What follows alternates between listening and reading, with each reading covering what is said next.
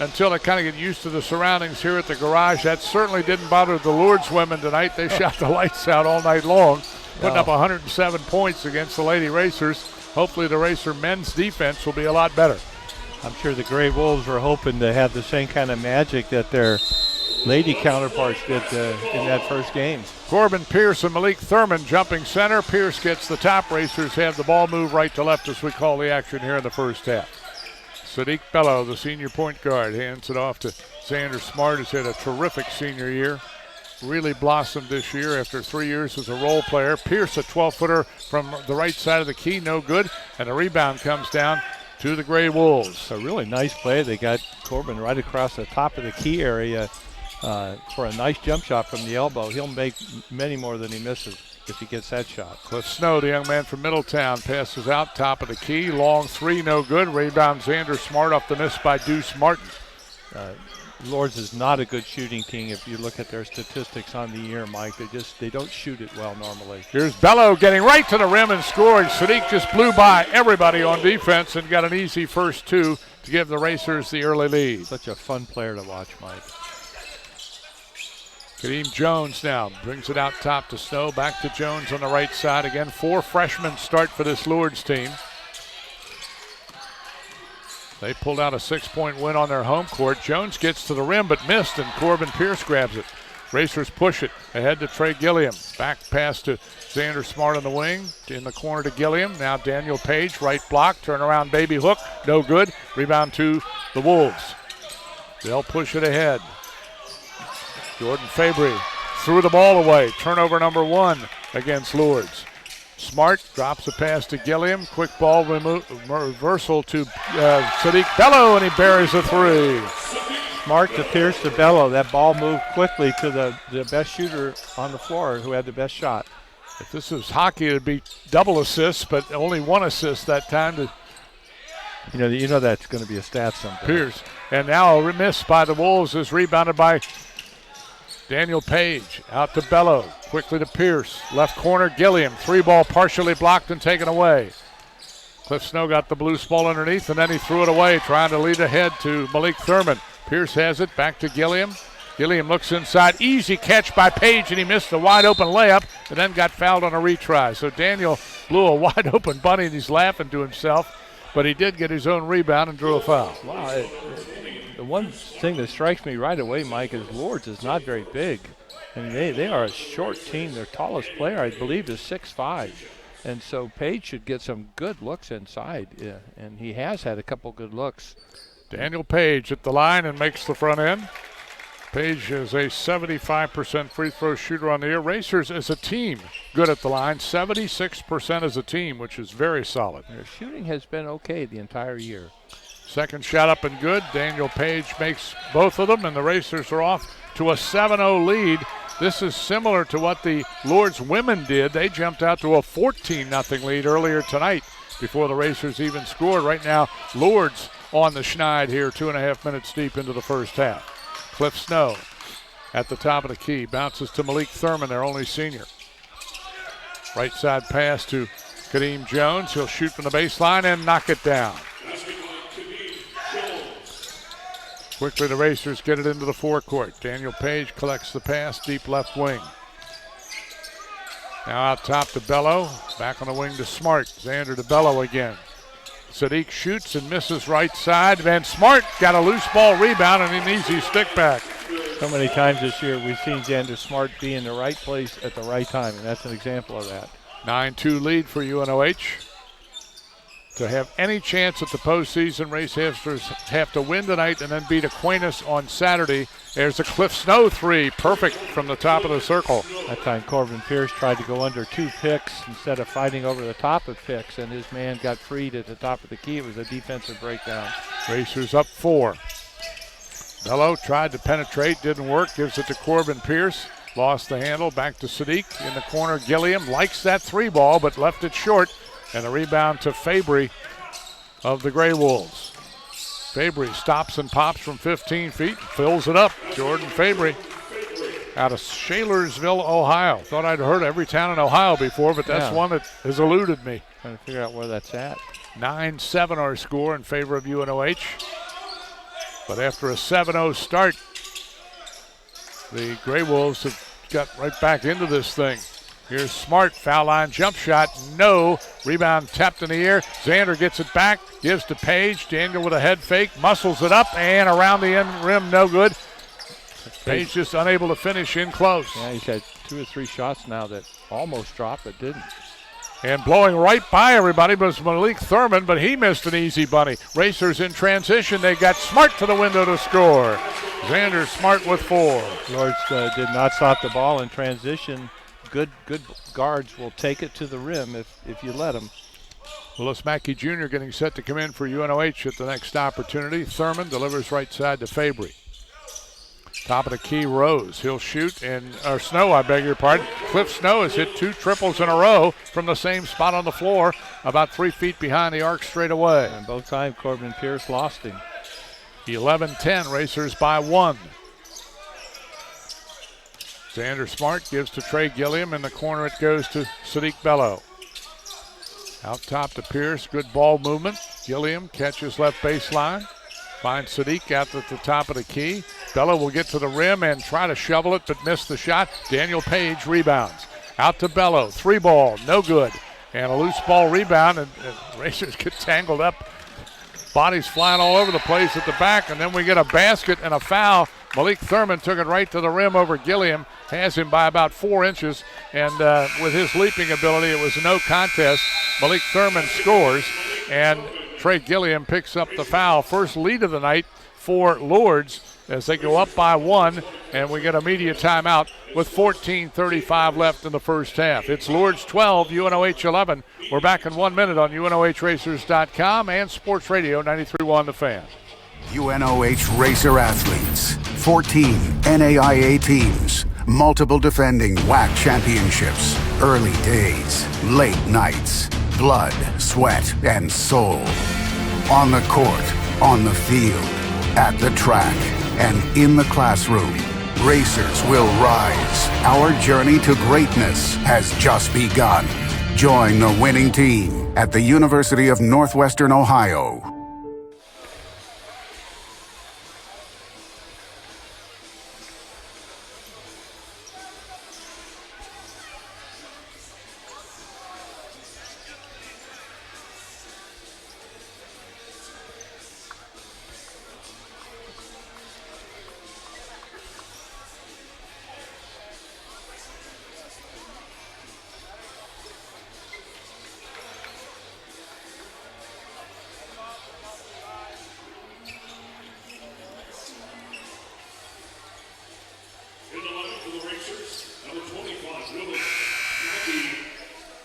Alongside Bob Sagerson, I'm Mike Mullen back at Racer Gymnasium, and give Lourdes a lot of credit, Bob. They went down 7-0 in the first 3 minutes, but have bounced back to take a 12-11 lead.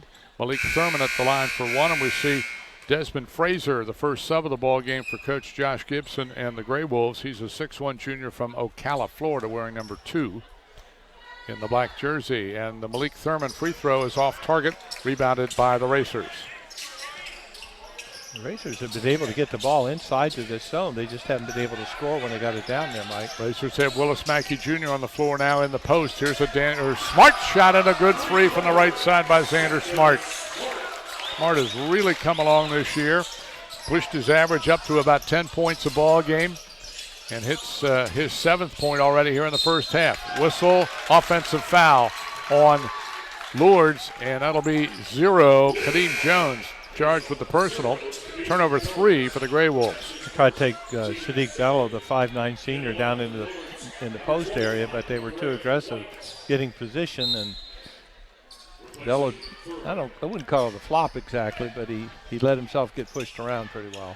All right, Nate Bradley also in the game now for the Racers, replacing Trey Gilliam. Here's Sadiq all the way to the glass, and he scores with the left hand. He is so quick. Yeah, he just froze his defender, and by the time the defender got out of his defensive stance, Bello was at the rim.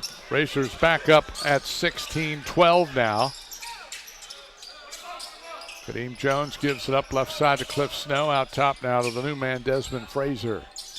Also new on the floor, McCray White. He's got the rock. Gave it up on the wing. Snow with a behind-the-back dribble. Works on Pierce, shoots over him, and knocks it down again. Boy, this young man can shoot. The freshman from Middletown already with 8 points. 16-14 Racers. Bradley to Bello out top. Sadiq looking against his defender. Got him in the air, didn't draw the foul. Passes to Bradley. Back to Pierce. Corbin to Bello. 10 to shoot. They give it to Willis Mackey. Mackey in traffic. Got to the window and scores. One of the strongest moves I've seen him make all year, Mike. Well, he's got people he can tower over now. He's 6'8", and everybody out there, the biggest guy, 6'5". So he's got a mismatch, and he took advantage that time. This is Cliff Snow again. Turnaround 10-footer in the paint. He scores again. Cliff Snow is eating Pierce up on defense right now. That time Pierce was on him, but he's got confidence now that Pierce can't guard him, so he's taking him every time he gets the ball. Snow had 14 against the Racers up in Sylvania earlier in the year. Pierce delivers left side to Bradley. Nate into the paint, dumps it out, give it to Smart in the corner. Xander shoots, Xander scores. That's another triple. 10 for Xander Smart, 21-16 UNOH. UNOH's got to figure out some defense here. Kadeem Jones works it to the top of the key. Gives it left side to Frazier. And a whistle and a foul on Nate Bradley. Tried to go for the steal against Desmond Frazier. Bradley picks up his first foul. Second team foul on UNOH. You see Olsby Mercer check in now. Olsby, a freshman out of Fuquay-Varina, North Carolina. And he's been coming on of late. He had a career high 11 last time out against see if he can Indiana Tech on the road. See if he can guard Cliff Snow, Mike. Nobody else has. They get it inside, and the finger roll is up and good, and that's number 25, I think, McCray White. First two for White, 21-18 Racers. Mackey for UNOH, left baseline, gives to Xander Smart. X gives it up to Sadiq Bello. 11:45 left till halftime. Bellows pass knocked around but picked up by Mackey. In the corner, Bradley, open three, won't go. Rebound, Willis. Mackey throws it on the glass, didn't get a whistle. All kinds of contact. He went to the floor without a whistle. He missed the shot, and now Trent Bond has it. Bond, a 5'11 sophomore out of Toledo, on the floor for the first time for the Black and Orange. And there is a pass that got through the hands of Cliff Snow, picked up by Willis Mackey Jr. Turnover 4 for the Grey Wolves. Smart in transition, buries a three. Contact but no whistle on the shot. He made another three, and Xander already with 13 points. So Xander Smart's become a shooting rookie, and then he makes a steal. Xander Smart takes away a pass on the near wing and then settles down, gets it into Willis Mackey, right block. He'll turn and get defended well. A shot by Olsby Mercer, dances, won't fall. Rebound to Fabry of Lourdes. 24-18 Racers, 10:45 left till halftime. Fabry a three, no. Rebound Mercer of UNOH. Racers want to push. Sadiq Bello defended well at the foul line. Smart tries a three again, missed that one, and the rebound tracked down by the Grey Wolves and Kadeem Jones. A lot of up and down action, not a lot of passing. Players are getting open early and they're taking their shots. Brent Bond delivers it to Jones on the left wing. Kadeem on the dribble, out top to Fabry, launches a triple, no, got his own miss and missed on the retry but did get fouled. That was a nice follow by the freshman Jordan Fabry. Saw that his ball was not going to go down and he crashed the board and got the putback try up and drew a foul on Olsby Mercer. Yeah, it really was an excellent play. He was guarded by Xander Smart that time, and Smart, the last time down the floor, kind of pulled his shirt. He's played the first 10 minutes and played hard, so he needs a breather. And Fabry's free throw is good, and Xander Smart will get a rest. Nathan Lessing comes in, as does Desmond Duke, and Bello and Smart go to the bench after playing 10 strong minutes.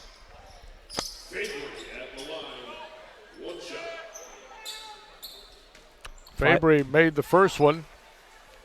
5 underclassmen on the floor right now, Mike. You don't see that much when you have 6 seniors.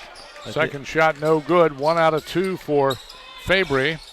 And it's the Racers with the ball, and they draw a foul. That'll be on McCray White. Getting a good look at what UNOH could look like next year, Mike, with this lineup out here, because this could very well be their starting lineup. Right you are. We've got Hamish Abbott come in now, 6'5" junior out of Melbourne, Australia, number 32 in the black uniform. Racer ball. Nate Lessing, the freshman from Sydney Fairlawn, gives it up to Bradley. Now to Desmond Duke. Ball reversal left side. They go in for Willis Mackey. He'll turn and dump it out top. And a whistle and a travel. See, I just don't get that. Willis Mackey has the ball with his head almost under the net, and he throws it outside. Well, he'll learn. 24-19 Racers at our next media timeout, and we're back in a minute on UNOHRacers.com and here in Limo and Sports Radio 93.1 The Fan. Racers explore. Racers build. Racers learn. Racers engage. Racers are driven. Racers are unstoppable. Rise to the occasion. Rise to your potential. Will you rise? Rise. Rise. Rise. Racers rise.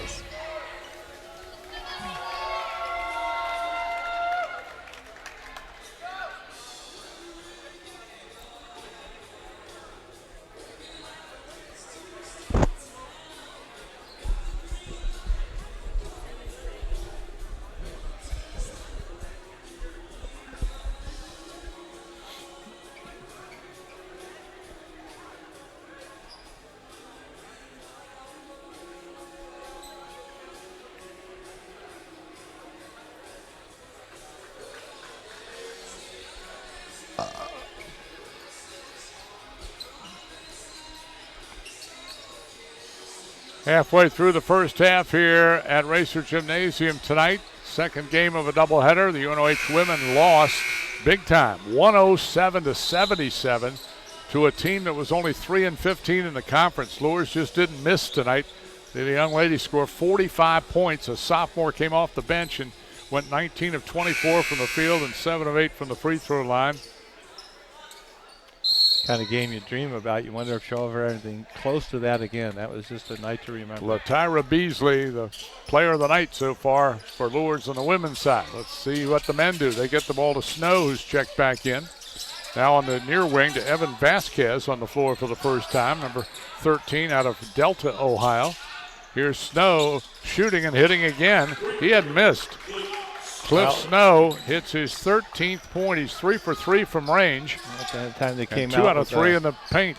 Sorry, Mike. They came out in some trapping in zone, and Lourdes handled it and found their best shooter wide open. Nate Lessing ball in the deep right corner. Now to Desmond Duke. Racers with their second unit on the floor right now. Here's Olsby Mercer into traffic, gets to the window and lays it in off the glass. Tough shot. He took a lot of contact when he went up. Officials are letting them play tonight. There's been quite a bit of contact and very few whistles. 3 fouls each so far. Top of the key is Trent Bond. They go to the block. And the shot is up and good. Nice little baby hook by McCray White. Gives him 4. 26-24 UNOH.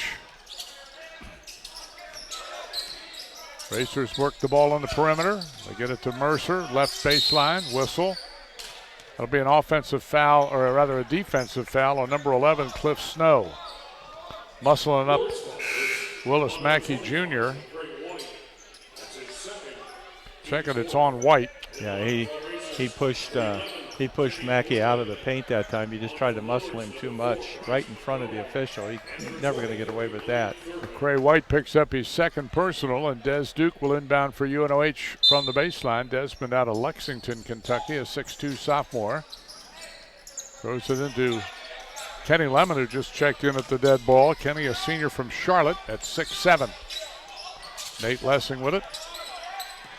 Racers lead by 2 with the basketball. Duke to the right wing, throws it to Lessing. Foul line jump shot, a little short. Rebound to Snow of the Grey Wolves. Vasquez will bring it across the timeline now for Lourdes. Directing some traffic on the right wing. Still on his dribble. And then almost pulled a pivot foot. Oh, he did. He did, but they didn't blow the whistle. Thought he did. Now Snow again from straight away. That time he missed the 3 finally. And here comes Nate Bradley with a Racer rebound off to Olsby Mercer. Mercer crowds the baseline and gets fouled. Or no, he went out of bounds. Well, they said he drove out of bounds. He was pushed out of bounds, but it's not a good decision, Mike. He had nowhere to go on that baseline, and once he got in the air, he was just in trouble. All right, so the Racers turn it over for the second time this half. They still lead by 2 at 26-24, 7:40 left till the break. Malik Thurman straight away, bang for 3. Thurman has 5, and Lourdes leads for the second time in the ball game, 27-26. Bradley for UNOH bounces to Des Duke. Racers are getting ready to put some starters back in momentarily. Here's Lessing off to Mercer, right of the key. Olsby dumps it out to Lessing again. They reverse left side to Bradley. Now to Duke. 5 to shoot. Des in traffic. Little finger roll short. And Malik Thurman rebounds. Good defense that time. Forced a last-second poor shot. Racers are going to have 3 or 4 starters back in momentarily at the next dead ball. Meanwhile, with a 1-point lead, Lourdes works the offense. Hamish Abbott has it, takes it inside, and got clean to the rim to score. And we're going to get a timeout called by UNOH. It'll be a full break. We'll take one as well. Lourdes with their biggest lead of the half. It's the Grey Wolves 29, UNOH 26. Back in 1 minute on UNOHRacers.com and here in Lima on Sports Radio 93.1 The Fan. Northwestern Ohio has the lowest tuition cost in the state for private colleges and is the largest university in the region. It's no wonder why more and more high school seniors are choosing to attend UNOH. Accredited, achievable, affordable. Stop by for a visit and see why over 4,500 students from around the corner and around the world call UNOH home.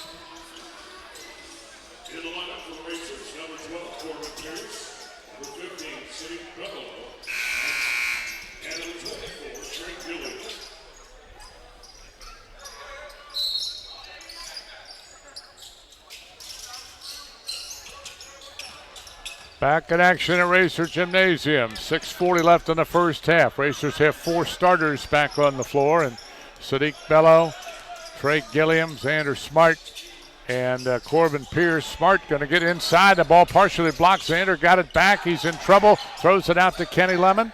They keep it alive. Lemon will shoot for 3 and hit it. That's a 3-point shot for Kenny Lemon, his first point. Racers tie the ball game at 29. First time we have been tied. Malik Thurman at the top of the key gives it off on the left wing to Vic McEwen, who's in, and there's a 3 ball. Bryce McComb, who just checked in at the dead ball, knocks down a 3.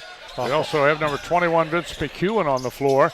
And Pierce will catch, turn, and have the shot blocked and taken away. Nice defense by Malik Thurman on Corbin Pierce.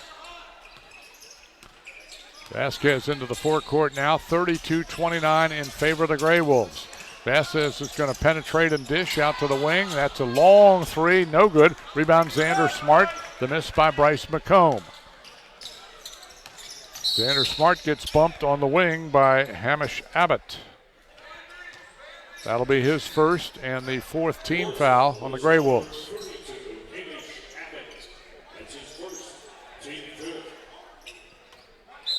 Sadiq Bello, the trigger man from the baseline, dumps it into Kenny Lemon, quickly out top to Trey Gilliam. Gilliam comes on the dribble to the left side, gives to Xander Smart. Racers down 3. Bello inside for Pierce. Pierce back to Sadiq. Penetration. Sadiq turns, shoots, got it. Sadiq Bello. Tough shot. Special player. Sadiq can do it all. There's a give off now on the near wing to McEwen. They go on the far side to Bryce McComb, and then they get it inside to Thurman for deuce. Malik Thurman gets to the window and has 7. 34-31, Lourdes. Pass to Xander Smart, left corner. Nice look into Kenny Lemon. He'll dump it to Corbin Pierce. 3 out of the corner. Good for Corbin Pierce. Pierce is about due for one of those games where he just goes off from 3. I haven't seen that much, especially in the really second at half all of the this season. year. Yeah. He has not had a big-time game so far this year for the Racers. He scored more as a junior than he has as a senior. It's 34-34 with 4:15 left till halftime. Abbott with it, left wing for Lourdes. They try to bounce it inside and turn it over. Tough pass that time for Malik Thurman. He couldn't collect it. 5 turnovers against the Gray Wolves. One of those kind of like underhand bounce passes, which I think are hard to catch. If he'd have just Well, they taken- got unusual English on them when they get to you. You're Right. not expecting that kind of English. It's kind of like an overspin. the situation where the passer, if he would just take one hard dribble and increase his passing angle, be a better passer. All right, Racer ball in the forecourt. Xander Smart, who has had a great first half with 13 points, including 3 triples. To Trey Gilliam. We're tied at 34 as Pierce delivers a pass to the wing for Smart. Into Lemon on the right block. Kenny over to Pierce. 3 from the left side. Got it again. 2 in a row for Corbin Pierce. That time he was in the back of the zone and somebody backpicked the last defender and he was wide open. You can't leave Corbin Pierce open. He's a streak shooter and so far 2 for 2 in this little spurt. Gray Wolves work the perimeter. Vasquez had it against Sadiq Bello. Out top it comes, and there's a partial block by Lemon. Loose ball picked up by Xander Smart. X into the forecourt, gives to Bello. Bello delivers a pass to Pierce. Now Smart on the right wing. Out top again to Corbin.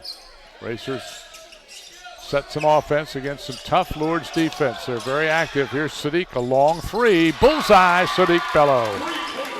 You talk about a long 3, Mike, and that's well beyond the NBA range. He's got deep shooting ability. It gives the Racers a 6-point lead at 40-34. Their biggest since they went out to a 7-0 lead. And now Smart knocks the ball away. A nice play by Gilliam to get it ahead to Smart, ahead to Lemon for a jam with a foul. Boy, what a great play. All started by Xander Smart. Then Trey Gilliam went to the floor to scrape away the loose ball ahead to Smart. He found Kenny Lemon. He got the flush and a foul. Kenny Lemon was lucky that time, Mike, when after he dunked, he did the turnaround and gave the stare to the player that fouled him, you know, the old macho stare, and the official walked right up to him and let him know real quick, don't do that. Yep, it's nice to celebrate, but you don't want to act like you're the king of the hill here.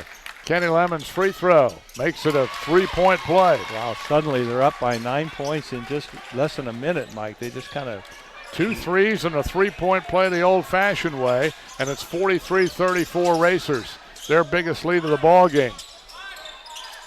Now Fabry, who has re-entered, passes to the right wing. Coming on the dribble is Deuce Martin, who is checked back on the floor, and a whistle and a block on Xander Smart. Xander went to the deck. He's drawn a lot of charges in that respect, but the official right there saw that Smart did step in on Malik Thurman, and Xander gets called for the foul. Veteran official. You're not going to flop with that guy. Good trio tonight, and Todd Morgan, Eric Brown, Chris Nelson. We've had them here before, and they are veterans who have this level of basketball down pat. 43-34 Racers. It was only the 4th team foul, so it'll be out of bounds on the baseline to the Gray Wolves. It actually becomes a pretty good foul because the player that was fouled, Thurman was going to go to the rim. He was going to score. All right, the inbounds play goes to the left corner. The shot for 3 is good off of the inbounds play, and let's see who's got that. Deuce Martin. Hard to read the jersey number from that far away with the orange on black. Here's a pass out top to Corbin Pierce. Straight away 3 and went halfway down and came out to Cliff Snow of Lourdes. Snow pushes ahead. Fabry will stop and pop. No good. Rebound to Martin. Back up and in. Deuce Martin. A quick 5 points for the freshman out of Lorraine. Took that rebound away from Pierce on the backside. So a 9-point lead is all of a sudden down to 4 in a hurry.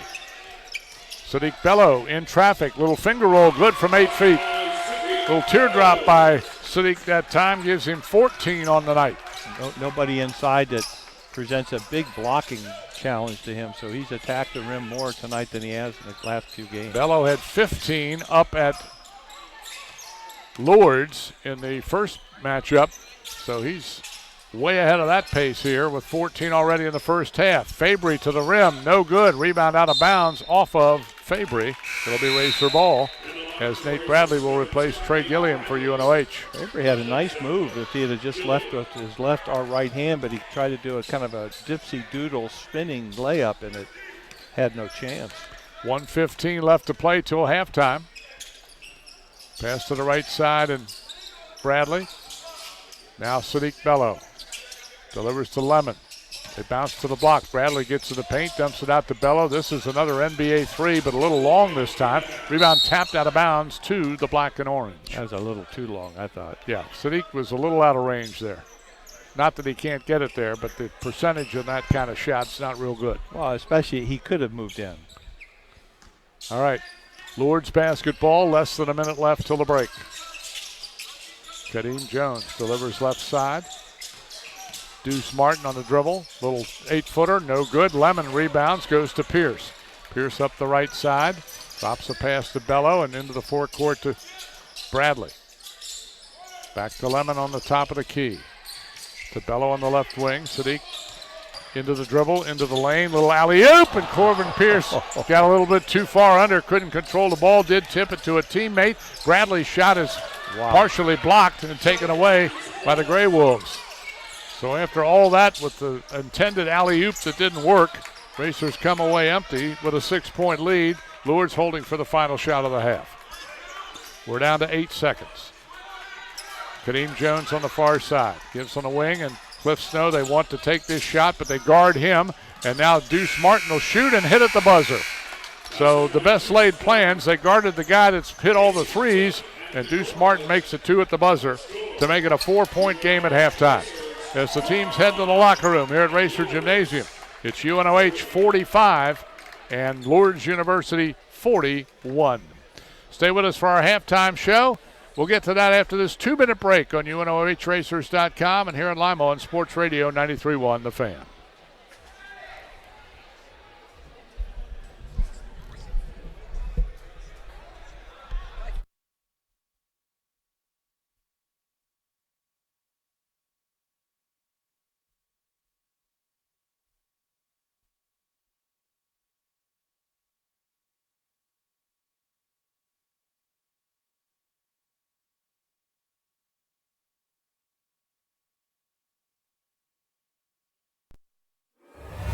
UNOH Racer athletes, 14 NAIA teams, multiple defending WAC championships, early days, late nights, blood, sweat, and soul.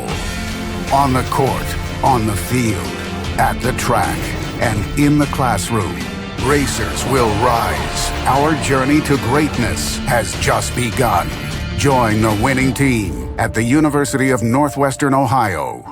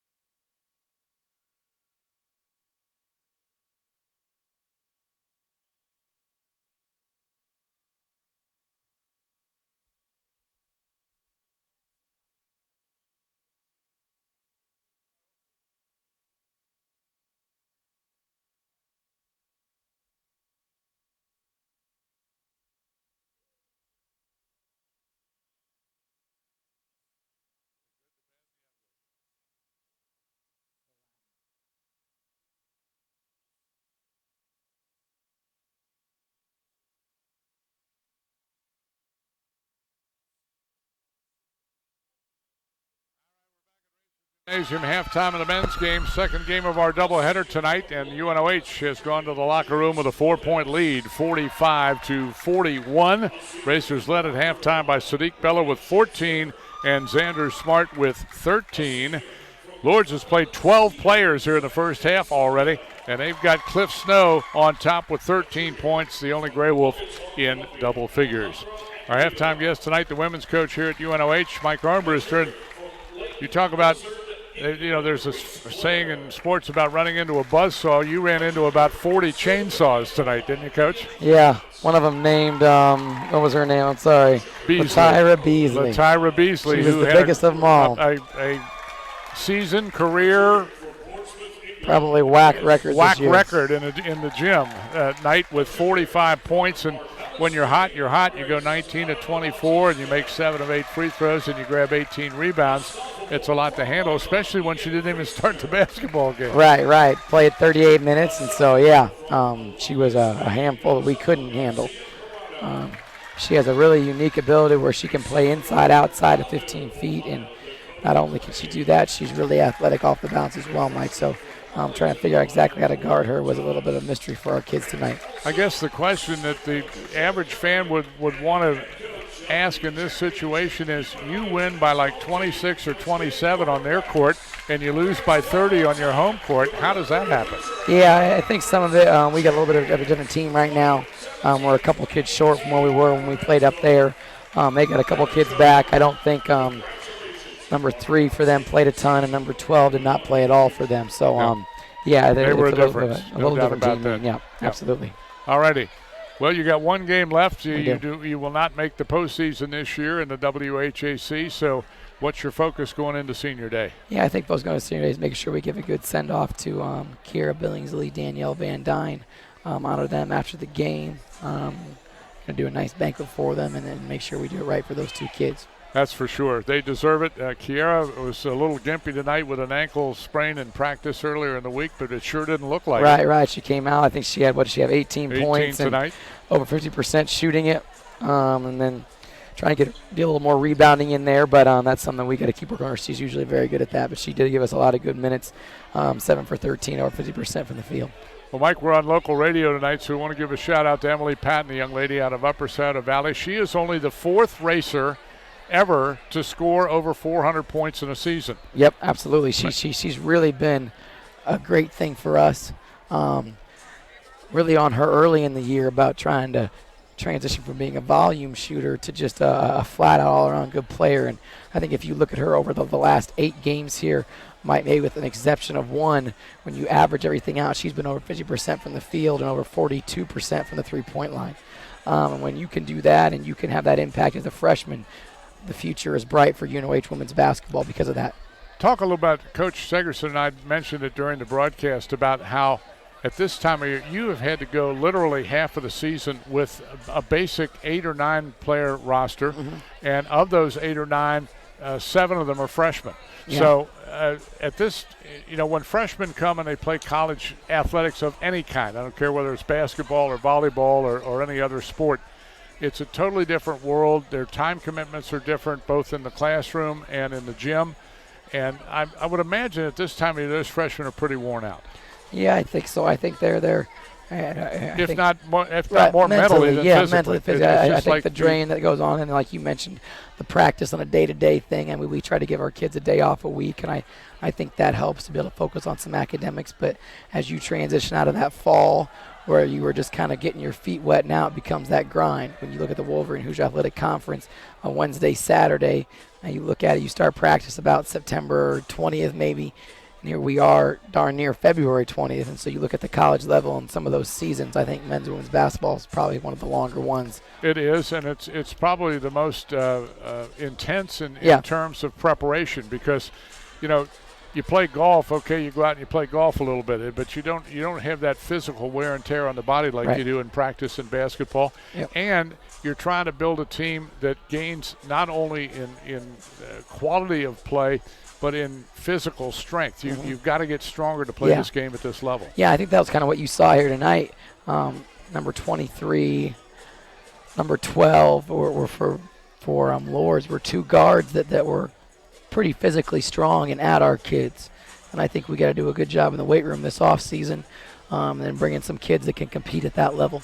All right, Mike, we thank you for your time. You've done a great job all year with a very young team, a lot of injuries to deal with. Good luck Saturday on Senior Day. We'll see you then. Mike, appreciate your time, everything. Thank you. Mike Armbruster, the women's coach here at the University of Northwestern Ohio. A team ran into a buzzsaw tonight in the person of LaTyra Beasley, as we were talking about. This young sophomore poured in 45 points and led her team to a 107-77 victory in the women's game earlier tonight. At halftime of the men, the UNOH men lead at 45-41. We're going to take another 2-minute break, and when we come back, we'll have first half stats and more after this on Sports Radio 93.1 The Fan.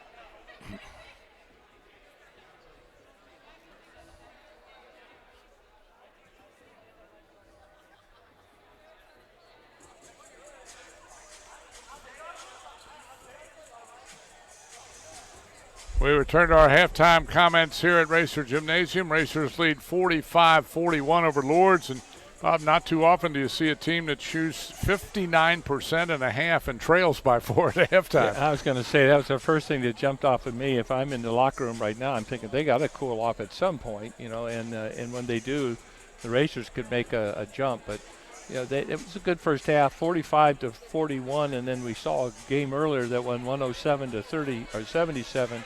Tonight we have not seen the defensive clinic, that's for sure. We've seen two teams that are putting it up and getting some pretty good looks at the basket. You don't shoot 59% from the field in a half and without getting a little help from the defensive side. So a lot of those players got loose. I thought towards the end of the half, UNOH tightened up on their defense a little bit. Be interesting to see if they can make a break here as the second half starts. Bob, I'm going to draw on your vast coaching experience now. What percentage, if you're talking about a team's defense, what percentage is it what you coach and what percentage is it just pure hustle? Well, you start with hustle. You start with work. That's the first ingredient. And then you add your game plan in, and if it's not working, you change it.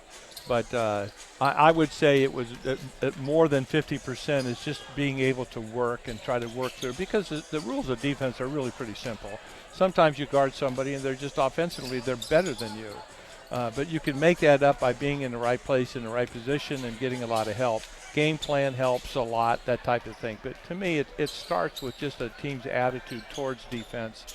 And a lot of times people want to get to the other end of the floor. That's where the money's at. People want to get down to that offensive end of the floor and they'll relax at the defensive end. I've seen that several times out here tonight with some key players. But it's a very difficult sale to make. You know, if you're a coaching salesman, it's a lot easier to sell your offense to people than it is to sell your defense. That's why you've got to find people take a lot of pride in their game, you know, who are willing to do that type of thing.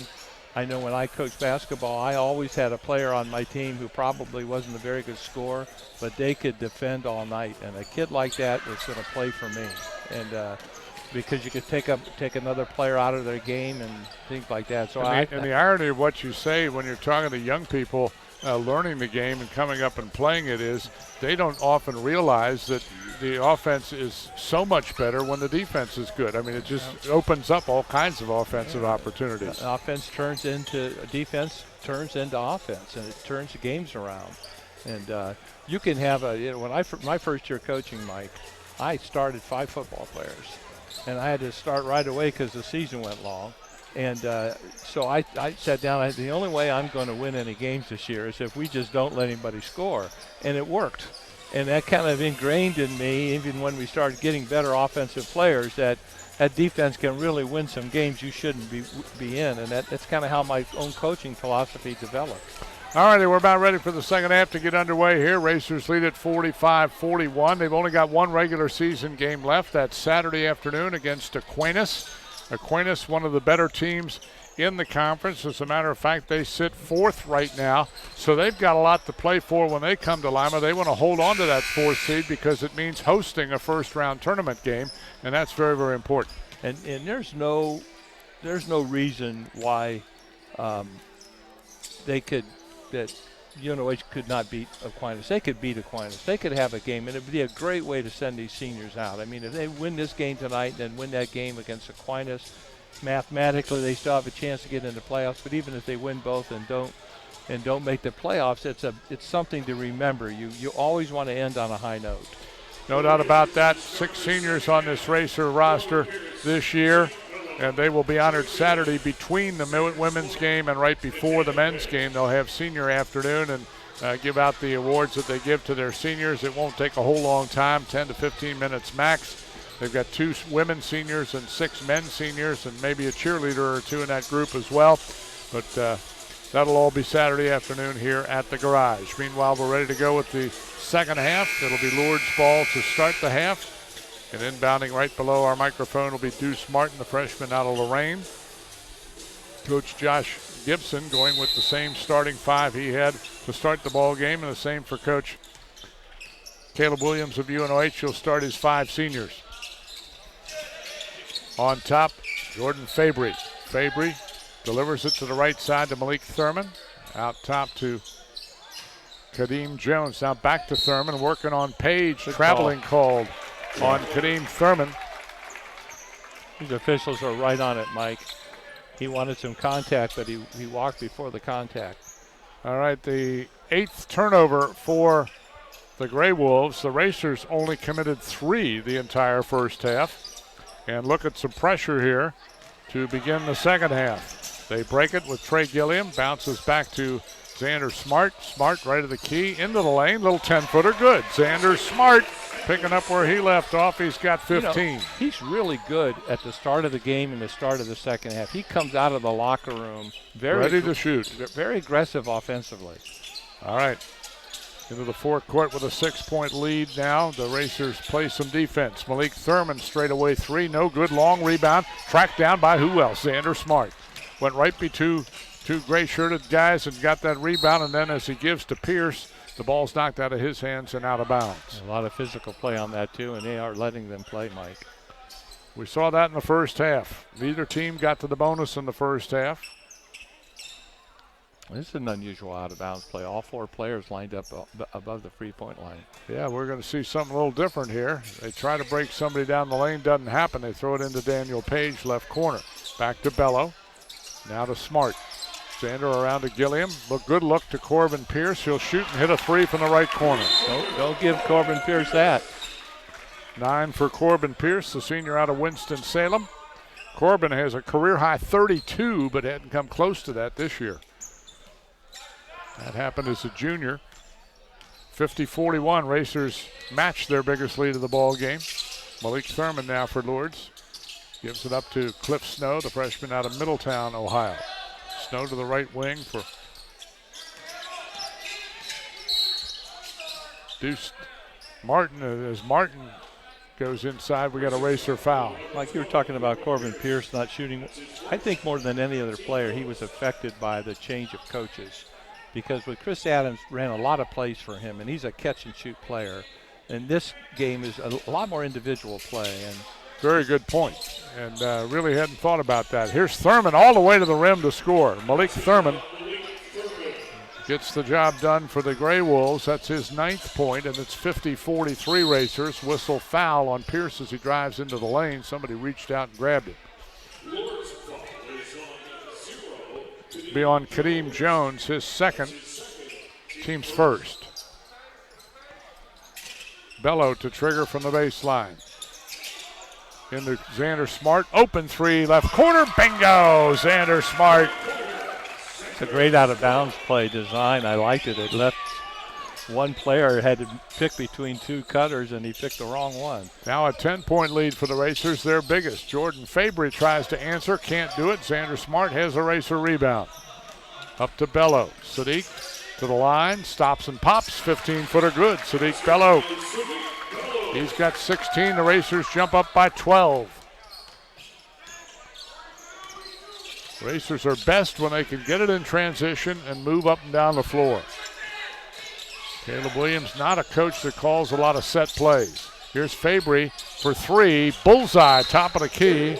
Jordan Fabry, quick timeout for 30 seconds by the Gray Wolves. We'll take a break as well. 17:36 left to play. UNOH 55 and Lourdes 46. Back in the 30 seconds on Sports Radio 93.1 The Fan. UNOH Racer athletes, 14 NAIA teams, multiple defending WAC championships, early days, late nights, blood, sweat, and soul. On the court, on the field, at the track, and in the classroom, Racers will rise. Our journey to greatness has just begun. Join the winning team at the University of Northwestern Ohio.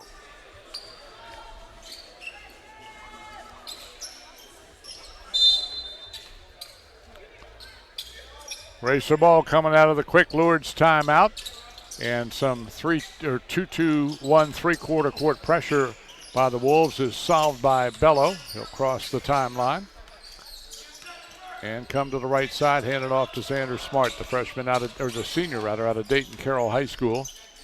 Gives to Corbin Pierce. Good look inside. Page turns, missed the shot. Well, he has had a tough Daniels night had a tough night tonight. Has missed a couple in transition, and there's a shot that won't go, and then it's off of Malik Thurman's hands out of bounds. Daniel Page has had 4 or 5 shots that he usually scores, and he just, I don't know if he's like twisting his hand at the end of his shot or what, but they're rolling off the rim. Page suffered a cracked rib about a month ago and is back on the floor now. Hasn't played a lot of minutes, but seems to be okay. And there he turned the ball over, and, well, he didn't turn the ball over because the Wolves never could collect it. They went out of bounds, diving for it. Excellent hustle that time by Deuce Martin to try to save it, but Page was saved a turnover by that scramble that ended up going out of bounds. And Page goes to the bench now. Willis Mackey Jr. checks back in as the Racers work the half court. Bello, a little 8-foot pull-up, off the back rim, no. Rebound Deuce Martin of the Wolves. Up ahead to Kadeem Jones. Racers lead by 9. It's the 16:40 mark of the second half. One more home game for UNOH Saturday afternoon against Aquinas. We'll have women's and men's action here on Sports Radio 93.1 The Fan starting about 1 o'clock. Cliff Snow goes to the window. No, got his own miss in the paint, dumps it back out. Into the corner it goes for Fabry. Fabry shoots as time runs out, and that's going to be a shot clock violation because it never hit the rim. Great defense that time. They tried to set 2 different players up, but UNOH stepped up and made the defensive play when they needed to. This press that Lourdes is doing is basically just to take time off that shot clock. I mean, they're not really trapping the ball. They're just forcing a lot of passes on the way up the floor, which takes less time for them to set their offense when they get to half court. Ball into Mackey. Oh, and he missed a little baby 2-footer. Ooh, great feed from Xander Smart, but Mackey didn't finish, so the Racers missing in close here in the last minute. Here's a three from straight away, good for Kadeem Jones. And again, the coach, Josh Gibson, calls a timeout. We'll keep it here this time. Although they did take a full, so I guess we will take at least a 30-second break. And, Bob, it's interesting. After the last two made threes, Josh Gibson has come up and called timeout. I'm not sure what he's doing. I think he realizes that they've had easy shots inside both times that they failed to score on. So maybe he's going to wrinkle that matchup zone a little differently so it disguises that inside play easier. And UNOH had two easy shots inside. They didn't make either one of them. And the score right now should be 59-49. Well, the interesting thing is he'll get a media break in about another minute, but he's taken two timeouts here in the first 5 minutes of this second half. He sees something. It might be something to do with the strategy that he had in the halftime talk he had with them. And it may be something about this press where they feel like they can make a trap at a certain point in the transition from off it up the court for the Racers, but I'm curious to see what they do differently when they come out of this timeout. Racers have led by as many as 12 here in the second half. They had a 4-point lead at halftime, 45-41. It's now 55-49. I thought Mike, I thought they would have their dominance would be inside with their size and with their two post players, but really the two post players have not played well offensively tonight. It's been their outside shooting that has kept them, has kind of shot them into this lead. If they ever get those inside baskets that they're getting good looks at, they could make a spread in this game. Well, Mackey and Page have one field goal between them in 25 minutes. And they've had good looks. They've gotten the ball down low. Well, for whatever reason, Willis Mackey is always hesitant to shoot in the paint. He's had many games this year where you and I have thought that, if he just muscle it to the rim, at least he'd get fouled, and he's a pretty good free throw shooter. But here we go, Racer ball. Sadiq Bello into the forecourt to Xander Smart. Back to Bello and around to Gilliam on the left wing. Screen for Bello, does not use it, gives to Smart. He'll penetrate and dish to wing. Corbin Pierce, three ball, yes, Corbin Pierce. The catch and shoot shooter makes his fourth three of the night. And coach from Toledo just kind of shakes his head. Not much you can do to defend that when you got a 6'6" wing shooter that can drain threes. Deuce Martin hits to answer. Wow, they've got some good shooters too, Mike. Martin, only a freshman out of Lorain, Ohio. 58-52 Racers. Gilliam has it, deep right corner. Out top to Pierce and around to Bello. Left side Smart, three in the air. It's short, loose rebound out top, controlled by the Wolves. They get it to Snow, and he drives and misses a layup. Give Corbin Pierce credit for that. He affected his shot. He thought he was going to go for the block, and he faked him out. Pierce takes the pass from Xander Smart on the left wing, drives to the foul line, dumps it out top to Trey Gilliam. Around to Bello. Sadiq gives it to the corner to Gilliam. A three ball. Yes, Trey Gilliam. Love to see that. That's Trey's shot. Senior from Defiance has made a bunch of those in his Racer career. He hadn't played a lot, playing more this year as a senior, but he's a great perimeter shooter. 61-52 Racers.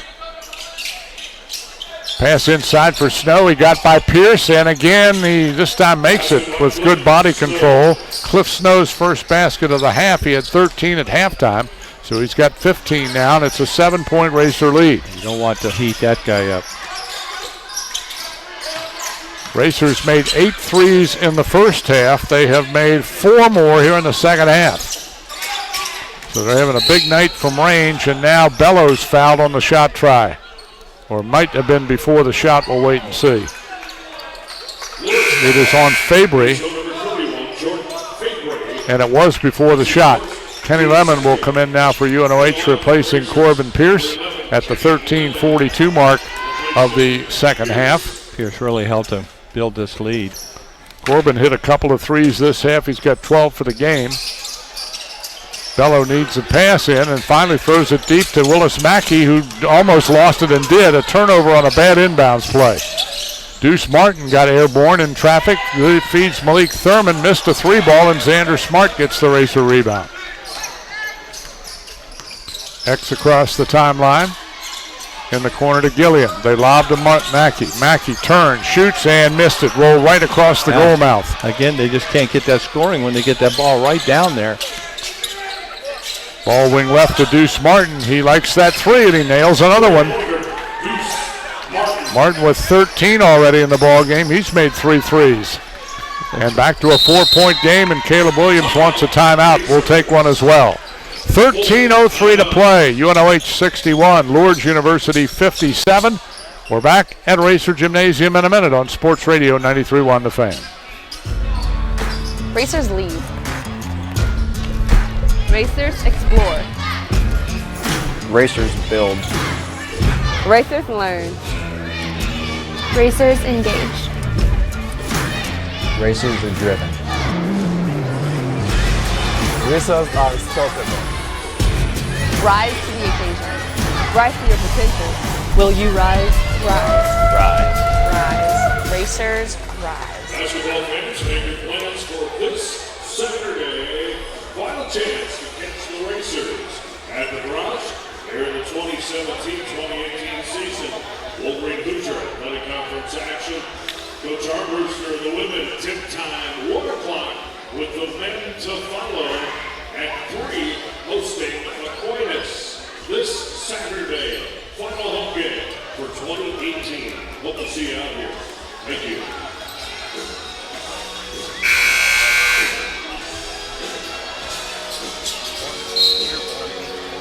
Is that a final?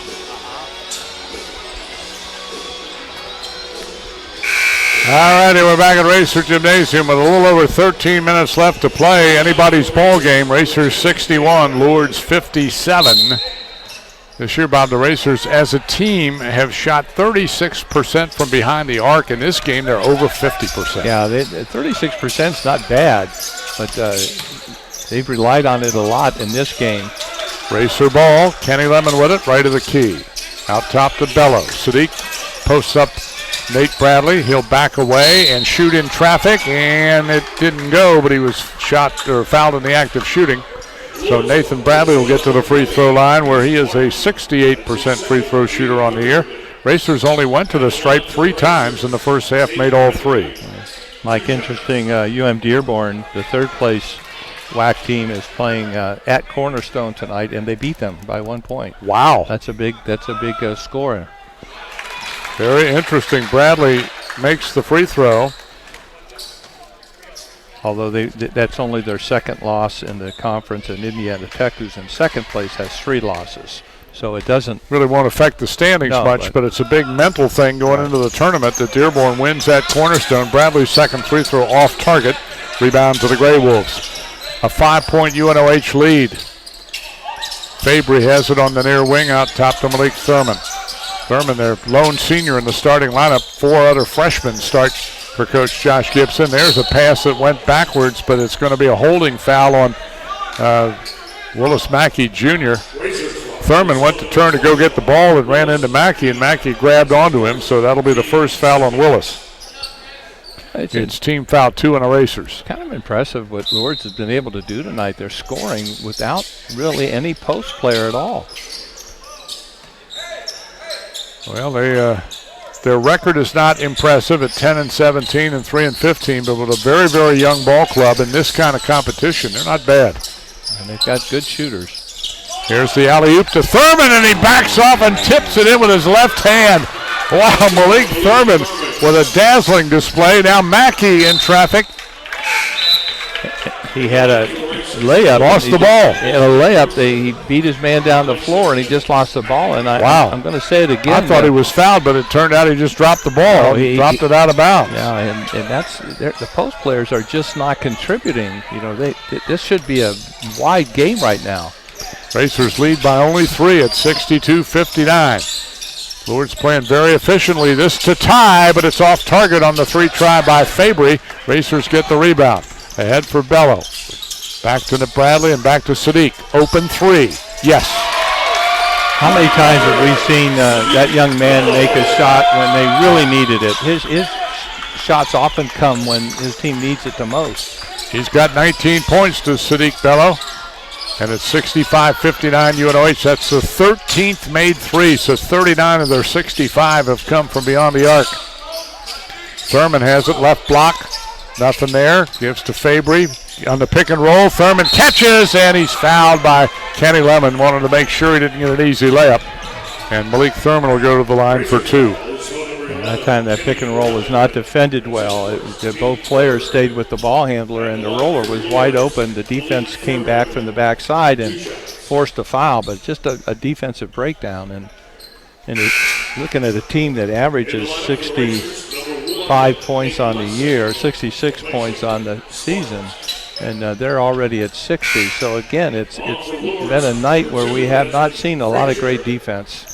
Malik Thurman just made the first free throw. He's only a 58% free throw shooter. He's 1 of 2 tonight, trying to go 2 of 3, and he does. So Thurman has his 13th point of the game. McCray White gives Malik Thurman a rest here at the 11-10 mark of the second half. Racers face some token pressure defense in the backcourt, but they just walk it across the timeline. They go to Nate Lessing. Lessing out top to Bello. Now to Bradley. No look pass over to Olsby Mercer. Launches and hits a three. Olsby Mercer has a lot of upside, Bob. He was hurt all last year, redshirted as a freshman. And now he's coming into his own as he gets more playing time at the end of his true freshman year. Yeah, it's nice to see him get that time because they're going to depend on him next year. He's going to have to score. 68-61 Racers. Desmond Frazier back in the court on the dribble, gets it to the wing and misses a shot. Rebound Bello. Bello will push and get bumped from behind, but without a whistle. Sadiq gets it back, gives to Mercer again in the corner. Shot not there this time, so he'll find Bello again. Bello looking out top for Bradley. 15 to shoot. Bradley penetrates. Good look inside. Mercer wide open. The defense left him alone on the left block. Olsby gets a lay-in. Well, they know where Bello is, and the defense just got drawn to him like a magnet and left his teammate wide open. 9-point lead again for UNOH. They've been up by as many as 12 this half. Bryce McComb brings it out top, and the three try is short. Good rebound, Nathan Lessing. Well, that was a good rebound. He had to snatch that out of the air. Frazier missed that last three. Here's Olsby Mercer for the Racers. Lob pass out top, Bello. A three again, and it's off target. The tip, no, by Lemon, and then controlled by the Grey Wolves. Fabry, nice pass left side to the trailer, and a whistle and a blocking foul again. Sadiq thought he drew the charge, but both times that's happened in this ball game, it's been a block call, not a charge call. That's what I do if I was an official, Mike. I would call it block almost all the time because it prevents, those flops that you see so much in college basketball now. Everybody's trying to draw the flop foul, and that wasn't a flop.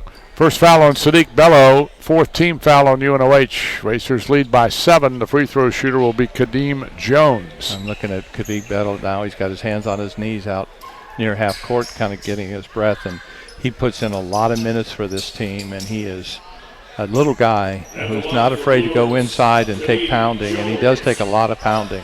And Sadiq played 17 minutes in the first half, and he's only been out about a minute and a half here in the second half. He's a guy that throughout his career is just not afraid to go get the ball, so it takes its toll after a while, but he's a tough player. One of my favorite players to ever play here. So a basket and a free throw for Kadeem Jones makes it a 6-point game, 70-64.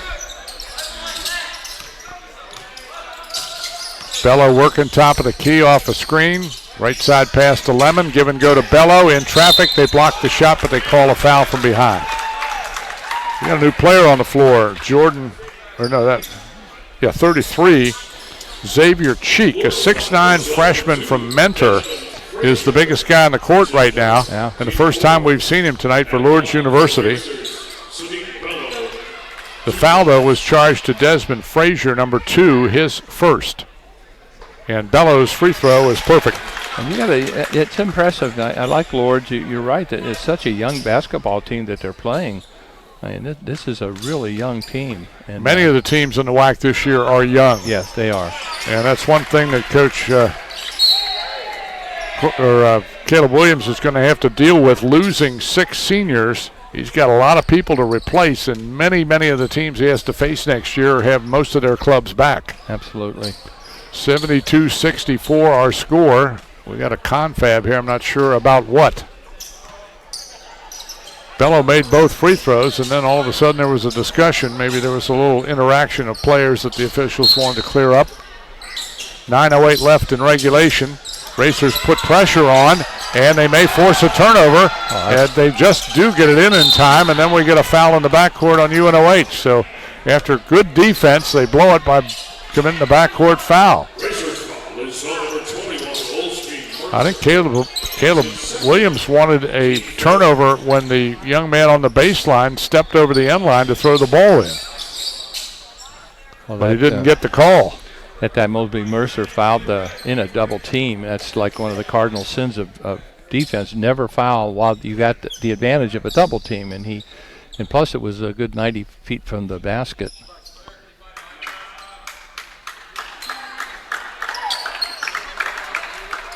I'm not sure what is going on, but if they sent one of the UNOH officials to the locker room, I think maybe they got, I don't know what the deal is. At any rate, we're back in play. That was a rather strange set of circumstances there. Here's a shot for 3 by the Wolves. It's off target, and a rebound is scraped out of there by Lemon, and he's fouled in the backcourt. Got a second, Mike. I want to mention that a big crowd of young kids here tonight, an after-school program called Raleigh Point Youth Group that Mike Armbrust of the girls' head basketball coach is involved with. A lot of young kids at the game tonight. It's nice to see them here. That's good, and welcome to them. We have good crowds all year long here at Racer Gymnasium. One more chance to see these ladies and gentlemen play. That's Saturday afternoon, 1 o'clock for the women, 3 o'clock for the men. Lemon drives baseline, jams it. Kenny Lemon up over the 6'9" Xavier Cheek, the freshman, and Lemon put it down on him. You can tell the fan reaction as the Racers jump up by 10. Pass left side now to Bryce McComb. A 3 try out top off the pass to Desmond Frazier, and he buries it. His first points. They have been very hot from 3. 8 minutes to play. Racers 74, Lourdes 67. First game score up in Sylvania was only 64-58, and Lourdes won it as the Racers shot a miserable 16% for the night. Obviously, they're shooting a lot better here tonight. Bello is going to be fouled before he shoots. That foul on Desmond Frazier, his second. Well, you can really tell, Mike, when you have a veteran official crew. You know, after a couple calls, kids know what they can't get away with. You know, they're not going to get the flop. They're not. I mean, they're right on top of it. All righty, it'll be Racer ball from the baseline. They put 20 seconds on the shot clock after the foul. And Nathan Bradley will toss it in. We've got Xander Smart back in now for Bello. They get it in close. Mercer turns, shoots, and got fouled on the shot. And that'll be the big 6'9" freshman again, I believe. And they kind of attacked him. And well, Xavier Cheek, 6'9" in high school is one thing. 6'9" at this level is something else. And Olsby Mercer will get to the line. And the shot is good. And yeah, they sent one of the Racer officials into the locker room to get a wide, about a 4-foot broom. Yeah. To get the sweat off the floor. Sweat off the floor. Mercer makes both free throws for points 7 and 8.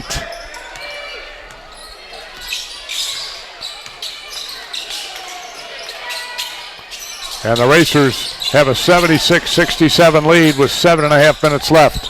Look inside, and the big guy catches and scores. Cheek on a nice find from Hamish Abbott on the far wing. Just a defensive breakdown by the Racers. They just let him go to the hole. Nobody was with him. Olsby Mercer dumps it out to Bradley, around to Smart on the right wing. Xander against Abbott through the key. Off to Mercer. Olsby dishes back. Over to Nate Lessing. And the ball's tipped away and stolen away by the Gray Wolves. They'll get an easy breakout layup from Bryce McComb on the Racer turnover. a ball that was tipped out front. Third turnover this half for UNOH, 6th of the ball game, but right back within 5 are the Lourdes Gray Wolves. Every time the Racers push it out a little bit, Lourdes comes right back, whistle, and it will be... Lessing stepped out of bounds. Lessing stepped out of bounds, so he stepped on the end line, or the sideline over there, and back-to-back turnovers for UNOH, and back come some of their starters. Trey Gilliam, Corbin Pierce, Sadiq Bello back on the floor. Troy Gilliam joined Nate Bradley on the hardwood. 6:50 left in our ball game. Still a anybody's game type situation, and now they're going to get a 2 consecutive freshman mistakes by Nate Lessing. That pass out front resulted in a layup, the old north-south turnover where you give up a layup and then he catches the ball in the wing and he doesn't realize where he is and he steps out of bounds. So young freshman getting some learning experience. A little house cleaning under the Racer basket to get some of that perspiration up off the floor. They came out with one of those 4-foot wide push broom things that have the mop on them, and that cleaned it up. All right, Racers play defense, up by 5. Cliff Snow with it out top, and the 3 try is off target. Rebound tipped and controlled by Corbin Pierce. Flips it to Bello. Quick look to Gilliam. Back to Bradley on the wing, and he will be fouled out there by Vasquez.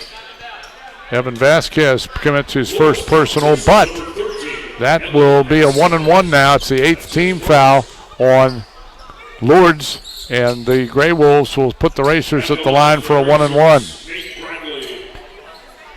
Bradley will be in the bonus.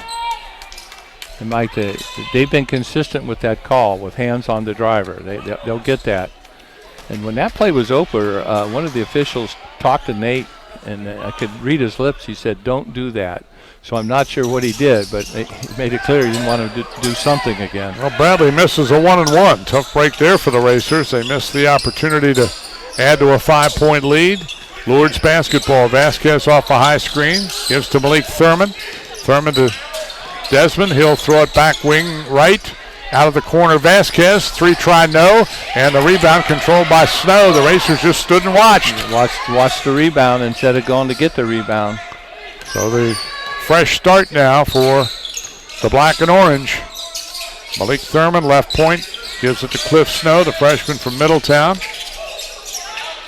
Back to Thurman. Thurman will drive through traffic and get fouled on the way there. 44, Daniel Page called for the personal. His first, team 6th. Out of bounds baseline to the Gray Wolves. 5:49 left in regulation. Racers trying to win on their home court, something they haven't done too often this year in the WAC. They lob it into Thurman, little 12-footer straight away, and he got the kind roll. Malik Thurman didn't get it cleanly, but it fell through. He's only 6'4", Mike, but he's actually outplaying the post players inside. He gets up so well. He's so athletic that he's made it miserable for those guys. Racer lead cut to 3. They post up Page. This time he turns and shoots and scores over Thurman. Finally, Daniel Page gets a basket inside. They got to go back down there. His first field goal tonight. 78-73 UNOH. Vasquez bumped by Bello, and he knew it. See, that didn't make any sense. He's 40 feet from the basket. Bumped into him. At half court, he didn't need it. Picks up his second personal foul, but it's the team 7th, so 1-and-1 for Evan Vasquez, a 5'10 sophomore from Delta, Ohio. Evan, an 81% free throw shooter, has not scored as yet in this ball game. You don't want to foul an 81% free throw shooter 50 feet from the basket. Vasquez puts it up and in. He'll earn the bonus. Sadiq knows that. He knew as soon as he did it, he hit his chest a couple times like that. It's my fault. Xander Smart replaces Trey Gilliam for UNOH. We're getting ready for the home stretch here. 5:16 left on our game clock. Vasquez, one more free throw. Smart, very hot in the first half. He hasn't had many looks here in the second half. Of course, that's what happens at halftime. They say 35's hot, don't let him shoot. Second shot in and out. Rebound Daniel Page, Racers. So 1 out of 2 for Vasquez. 78-74 UNOH. Bello sets it up top of the key. Hands it off on the weave to Nate Bradley. Now to Smart. They look high for Pierce, over to Bradley. Oh, they had him inside, Mike. Back to Corbin. They missed the feed into the entry play. Here's Bradley shooting for three in the corner. Around, no. Page the rebound. Stick back, no. Rebound tipped around and controlled by the Gray Wolves and Bryce McComb. Good defense that time. Good stop. They took a tough shot from the corner. And 4-point ball game. 4.5 minutes left to play. Lourdes trying to work inside. They get it inside Thurman, and he went right around Xander Smart to lay it in. Again, a pick and roll where both players went with the picker instead of the ball handler instead of the. And the roller was wide open, literally right open at the rim. Lourdes was down 12 early in the half. They're back within 2. Here's Xander Smart off to Bello. Bello gives to Smart. Ball fake. Shoots from 15. Gets it. Big blow. Xander Smart. He's got 20. They look for their senior to make a big play, and he does. If I'm Lourdes right now, I just keep running that one play, Mike, that top pick and roll.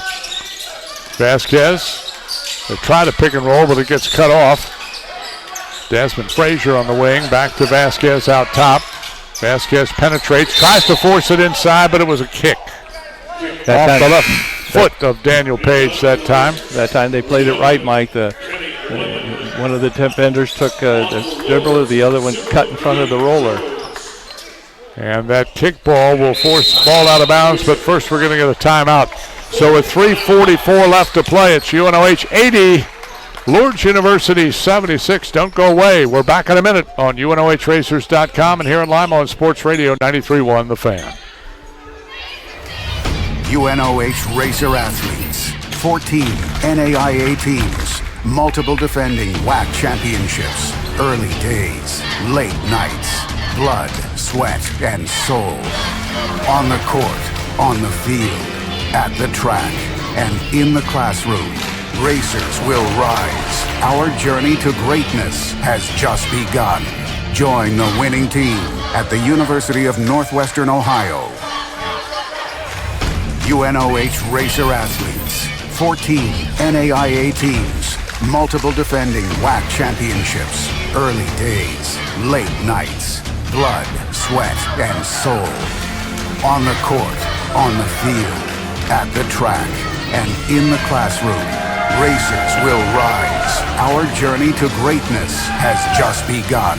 Join the winning team at the University of Northwestern Ohio.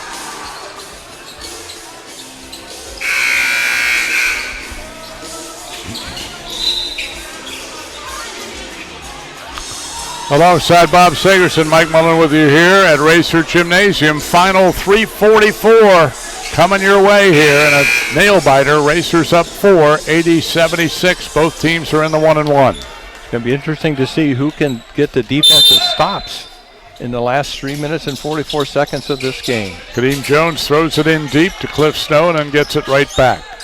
Josh Gibson has called a play here. They go right side to McComb. McComb's going to drive and put it on the rim. No, but Frazier got the rebound. Out top it comes, and that three ball is nothing but net for Malik Thurman.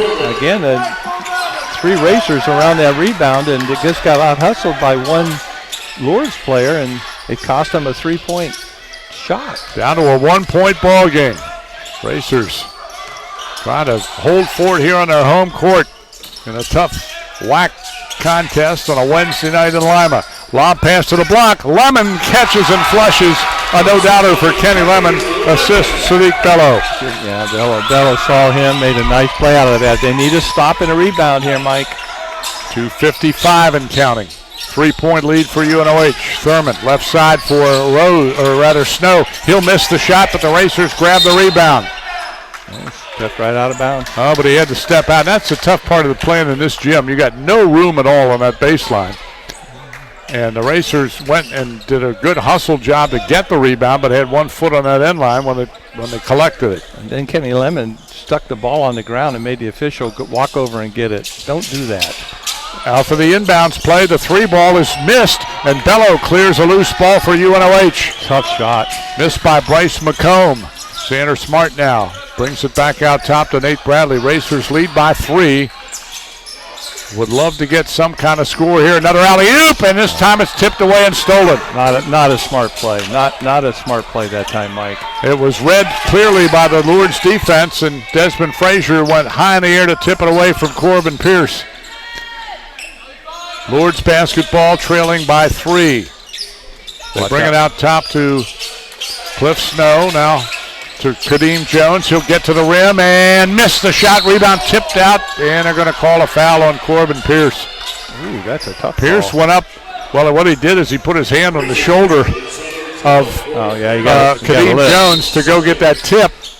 Got a little lift out of the play, and they called a foul on Corbin, and it's going to put Kadeem Jones at the line with a 1-and-1. You're getting down to under 2 minutes in a 3-point game, about to be closer if this young man can make these free throws. And so it comes down to who can make defensive stops, who can get a rebound, and who can make free throws. That's what wins these games when you get down in these last 2 minutes. The first free throw made by Kadeem Jones, the freshman from Dayton. He's averaging 7.9 a ball game. He now has 9, looking for 10. This to make it a 1-point game. In the air, in the hole.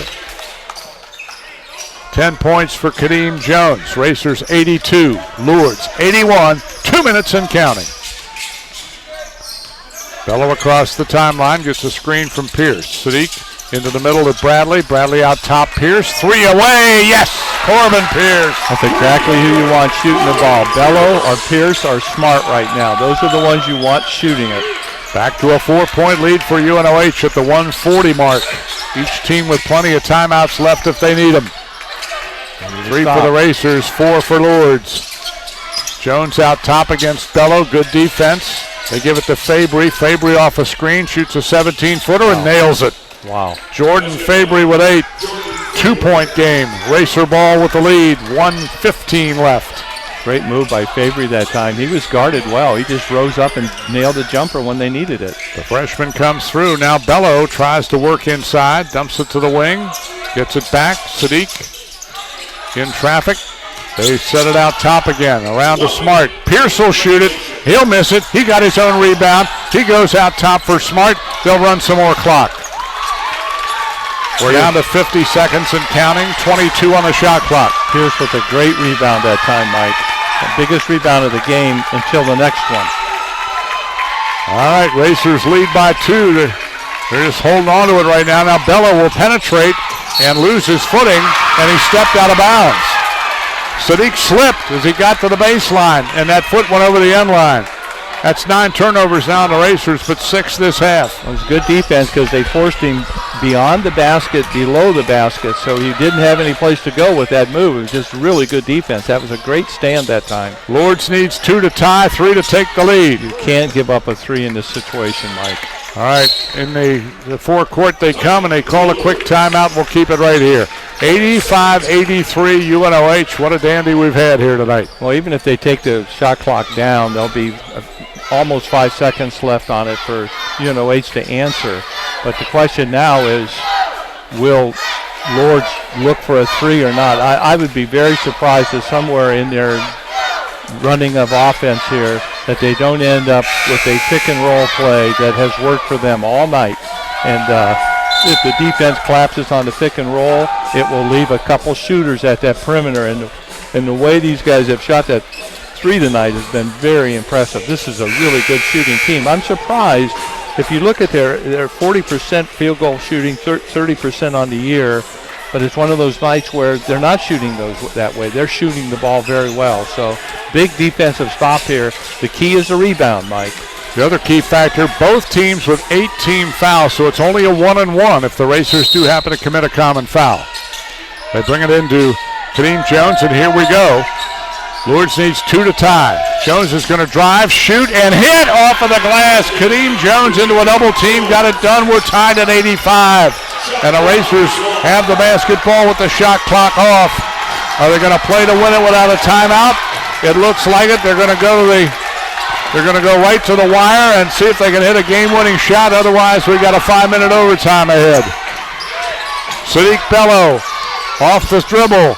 It's going to go inside and put it up into the rim. It's a held ball with 1.3 seconds. Boy, there was a lot of contact, and the officials kept the whistles in their mouth. Took the whistles right out of their mouth. These are veteran officials, Mike. They're not going to call that unless it was a real obvious one. They were not going to call that. Well, it was pretty obvious from my vantage point because Bello. Yeah, it was. Sadiq Bello from 2 feet is not going to put the ball up into the rim and the wedge it into the basket, the backboard right there. Yeah. Nevertheless, we didn't get a call, and now it's Lourdes ball with 1.3 seconds left to play. Well, with 1.3 seconds left, you barely have a chance to catch and shoot. Don't be surprised if the ball gets lobbed up into the paint area, and the best leaper they have on this team is Corbin Pierce. So he's the one that can go up and get that ball if they have to. But I'm sure that, Caleb Williams is good at this. He's got a lot of plays. I mean, he doesn't,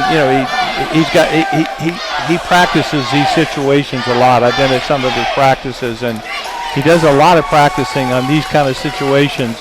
So don't be surprised if whatever they run they've seen before. It's not something he's just going to pull out of his head at the last second. I'm sure they have practiced last second out of bound plays where they need to get a shot off. But with 1.3 seconds, you don't have much time. All righty. And you don't have a lot of room, Mike. And so if you can smother that inbound pass, you can make it really hard to get the ball inbound. Well, it's going to be Racer ball because the arrow favored them. So that's a twist of fate that turns out in Racer favor here. Let's see if they can pull off a miracle finish or else we go overtime. 85-85 tie. And here is the play by Bello. He will toss it into the corner. Mercer shoots and missed it. Had a good look. From 3-point range, Olsby Mercer put it on the back flange, and it just didn't drop. So we go overtime here at Racer Gymnasium, and the Racers will regroup and play another 5 minutes. Caleb's mad because Aubrey Mercer was not supposed to go to the left corner. He was supposed to start and then run to the basket, and the play was there. If he'd have run straight to the basket, no one would have guarded him. He'd have caught the ball and put it right in. Instead, he faded out to the corner and had to shoot a three. Well, Olsby is a freshman, and sometimes things get lost in the shuffle. Let's take a 30-second break. We'll be back with overtime next on Sports Radio 93.1 The Fan.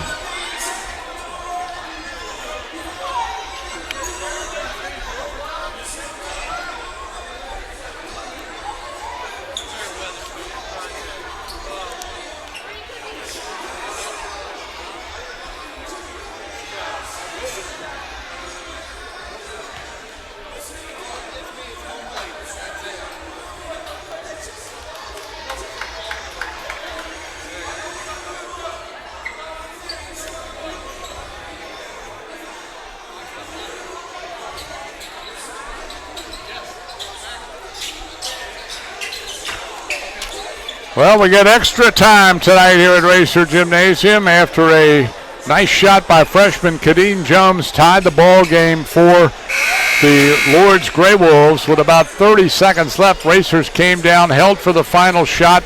It didn't work. They did get the ball on an inbounds play with 1.3 seconds left, but Olsby Mercer's try went off target. And here we go with an extra 5 minutes. Corbin Pierce will jump it against Malik Thurman.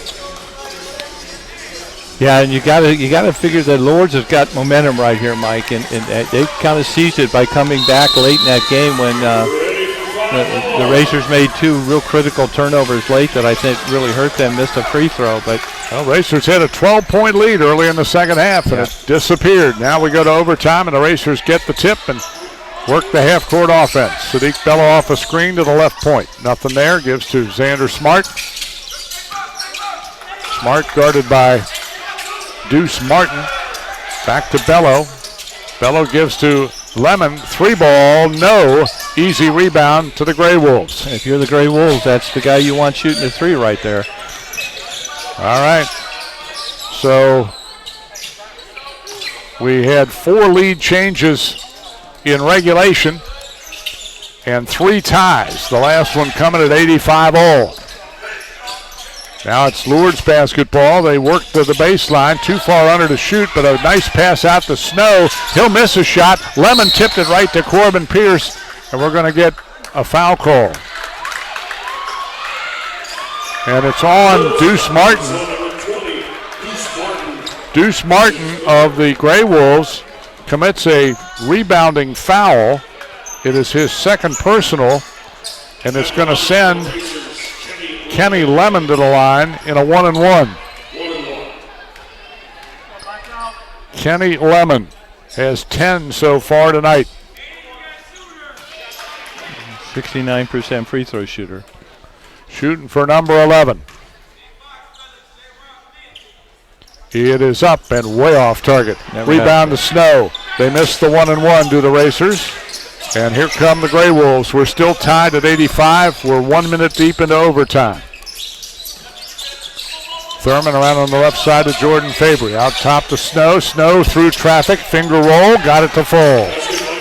Those been a little quiet after a really hot start in the first half. 17 for Cliff Snow, and Lourdes has the lead back by 2 at 87-85.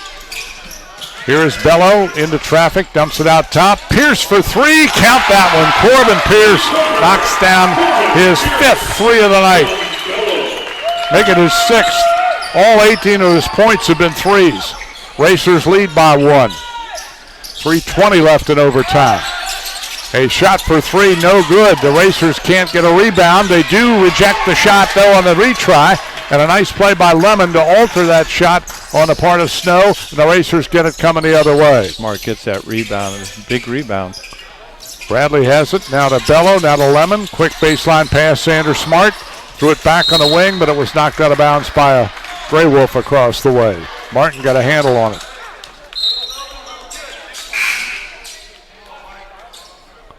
.258 left in overtime, 88-87 UNOH.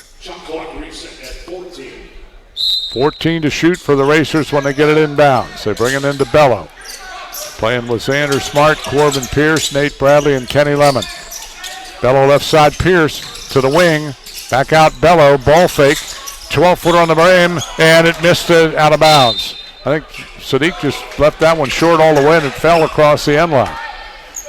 Oh, that had to be tipped because he missed the side. I mean, it wasn't even straight. I think it must have slipped out of his hand.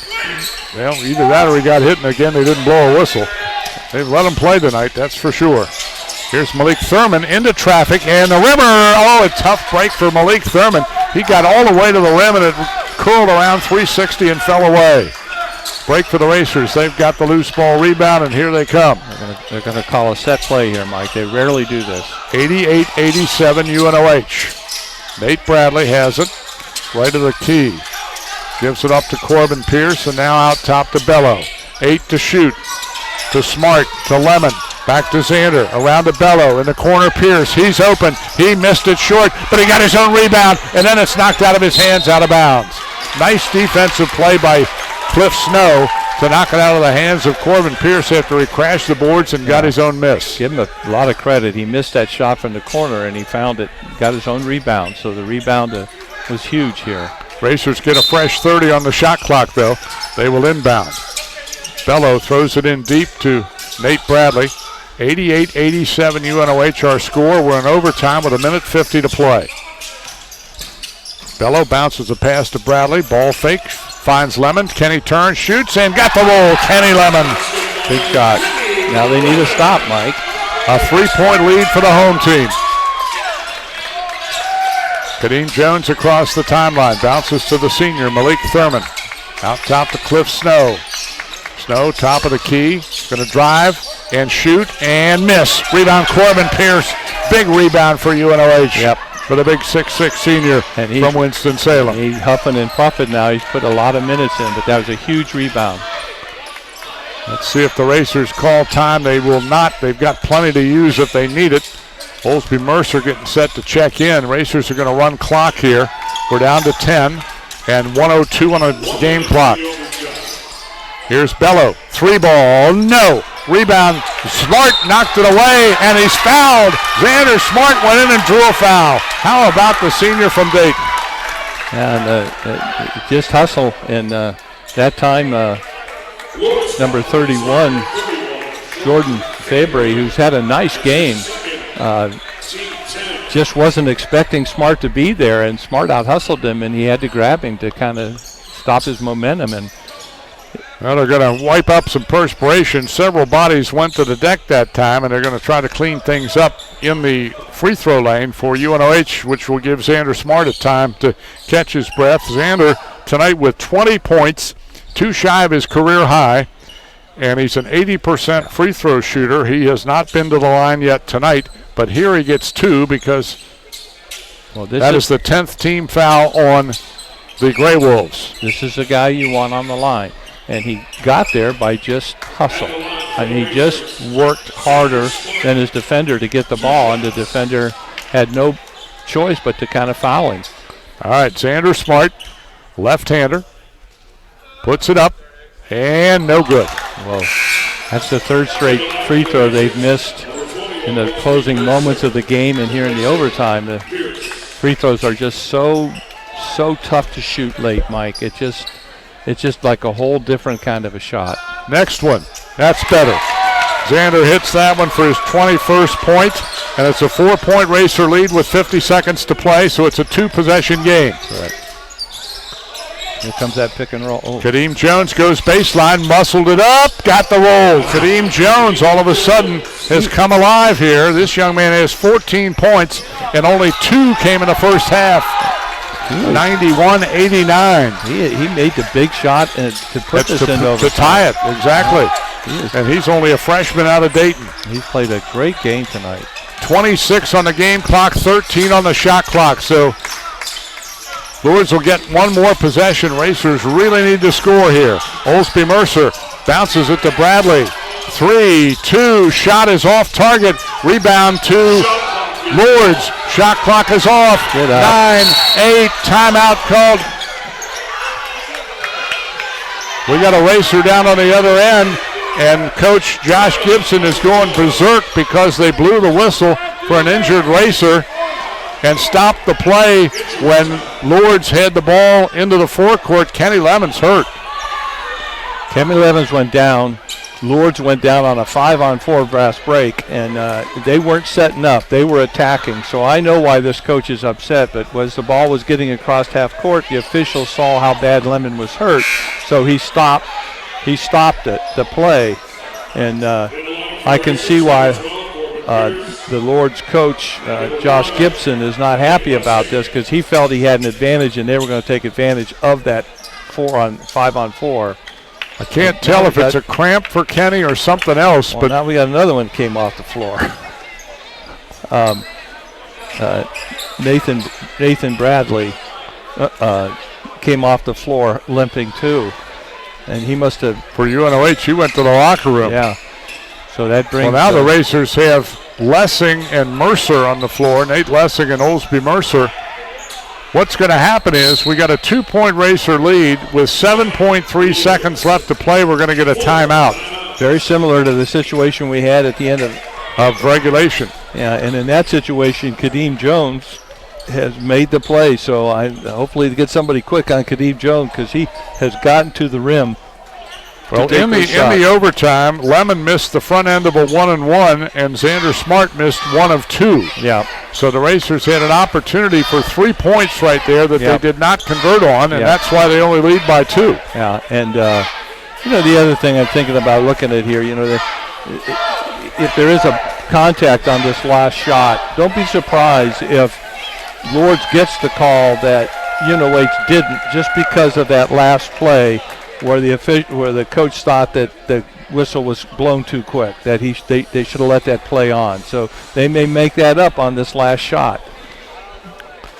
Well, in my opinion, this has been the best officiated game we've seen all year here. Absolutely. These guys have done a tremendous job. No, I agree, and they've been in control too. I like the way they've stopped stuff before it happened, and they just.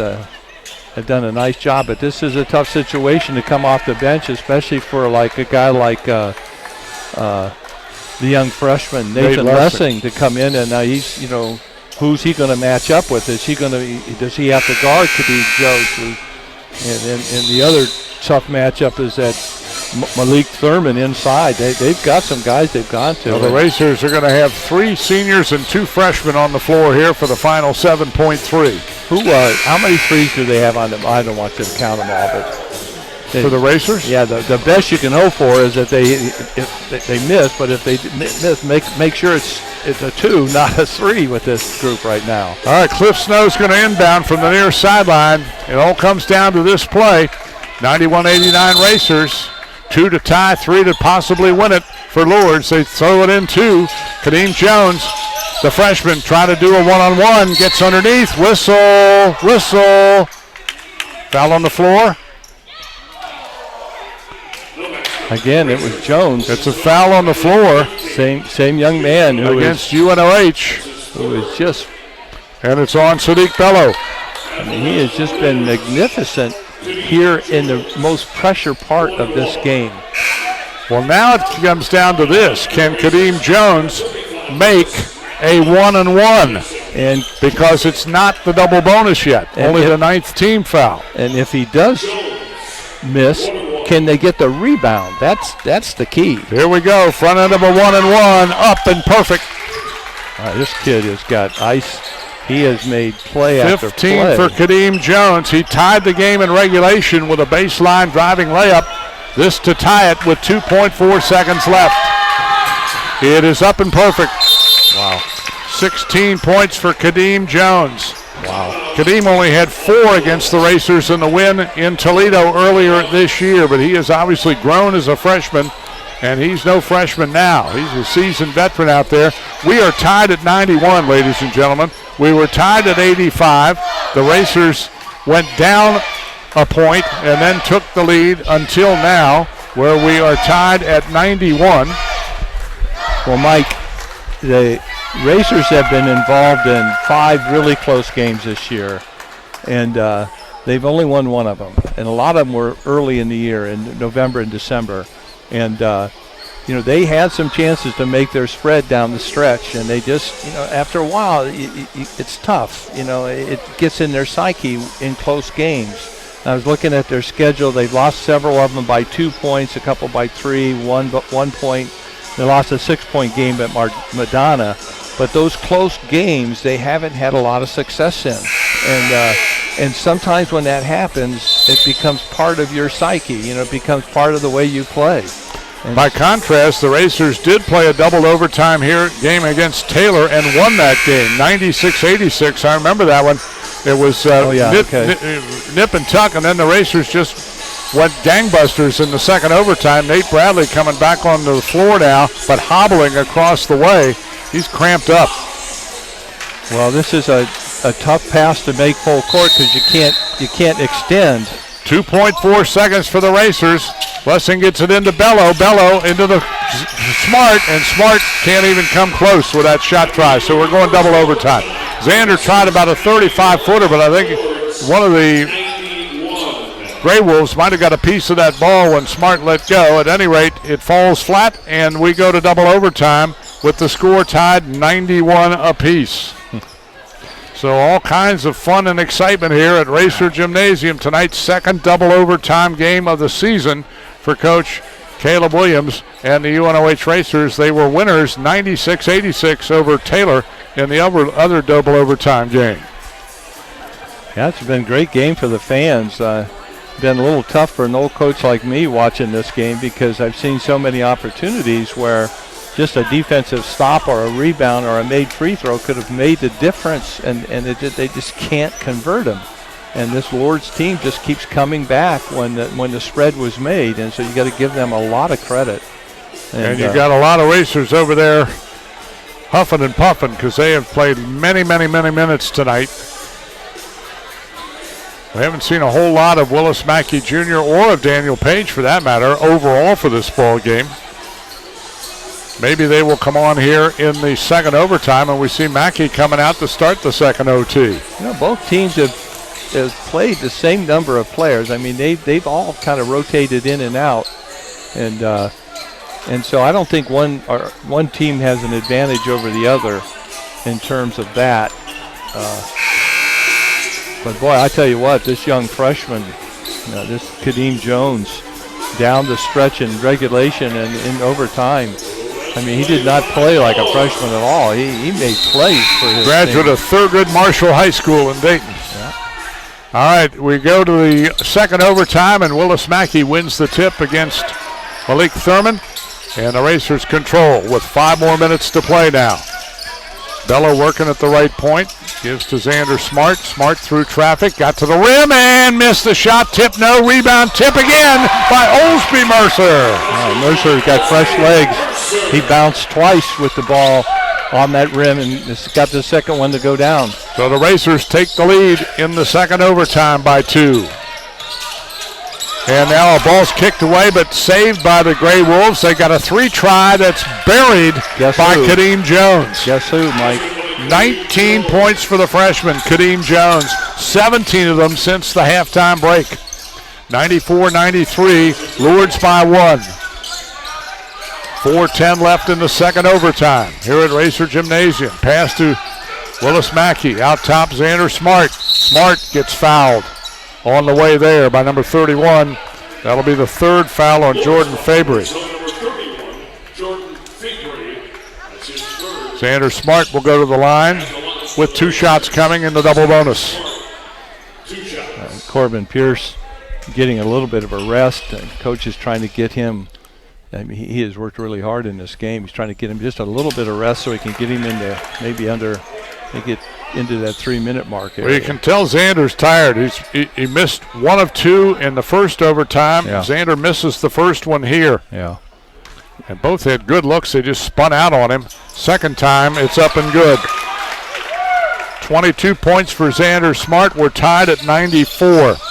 Racers are 10 of 15 at the free throw line in this ball game. Thurman takes the pass around to Jones. Jones through traffic, and that'll be another blocking foul. It's a good call, Mike, because he was inside the half circle underneath the basket. If he had been 1 step outside of that, they would have called that a charge. He being Xander Smart. Right. But he was too far under to draw the play. Right. And so he gets charged with the foul. And that's his second personal. And the free throw shooter is our friend Mr. Jones, who's been lights out here in the second half. Yep. And very smartly, he's not at the free throw line. He's waiting way beyond the top of the key before everybody's ready, because he wants to step to the free throw line right when he's ready to shoot, not any earlier than that. Kadeem was very quiet in the first half, only scored 2 points and really didn't attack that much, but boy, he has been a much different player in the second half, and he makes another free throw. Well, he's not just making these free throws, Mike. He's draining them. I mean, he's flipping the net. So, Lourdes up by 1 and now by 2 as Kadeem Jones makes 2 free throws. He's got 21 on the night, a 2-point lead for the Lourdes Gray Wolves. Racers have Lessing working at the top of the key. Sadiq Bellows back in now for UNOH. He gets the basketball. Sadiq with a little shake and bake. Got him into the paint. He raises and he missed off the right rim. Rebound to Willis Mackey. Mackey finds Lessing. Shot clock reset, so the Racers come out and regroup. Big rebound. Now Xander Smart through to the rim to score. A career high 24 points for Xander Smart. We're tied at 96. Went right between the 2 Lourdes shot blockers to make that shot. Kadeem Jones again, working left side now for the Wolves. Gave it up and got it back. Jones on the left wing around Mercer. At the top of the key, left side pass to Deuce Martin. They feed Cliff Snow, left block against Willis Mackey. Snow in traffic, delivers to Martin for a 3. No good. Mackey rips the rebound from about 8 feet away in the lane. To Bello. Sadiq back to Mackey. He'll finish at the rim. Assist to Sadiq Bello. Only the 4th point of the night for Willis Mackey Jr. Give Mackey credit for just sprinting the floor. Big man outraced his player to the basket. Racers have the lead by 2, and now a miss, but a tip back by Malik Thurman. 22 for Thurman. We're tied at 98. We've got 2:10 6:10 left in the second overtime. Bello out top. Finds Xander Smart left of the key. He'll turn and return it back to Sadiq. Now Bello got around his man, gets to the window and can't finish. Rebound Cliff Snow. Tried to draw a foul that time, Mike, but Lourdes just was not going to bite on that. 98-98 our score, 1:40 left in double OT. They got to get Corbin Pierce back in this game. It's been a bang-up game tonight here at Racer Gymnasium. Oh, wow. And that has to be a travel. It is. That is only the third turnover of the entire second half and overtime against Lourdes, and their 10th of the ball game. They played a really nice game. 90 seconds left in double OT, and we're tied at 98. What a night here at Racer Gymnasium. Sadiq Bello into the forecourt. Sadiq will get inside. Finds Smart. Smart through traffic, and he walked with it. He sure did.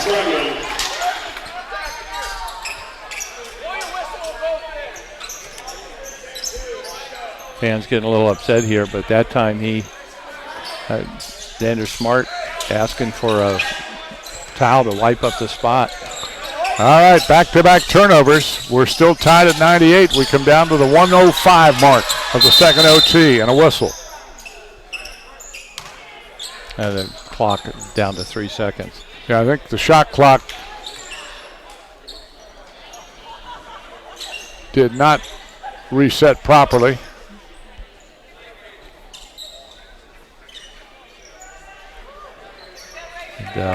Getting down inside a minute. Kadeem Jones hadn't shot the ball last couple times down the floor. I'm going to look to him to look for offense.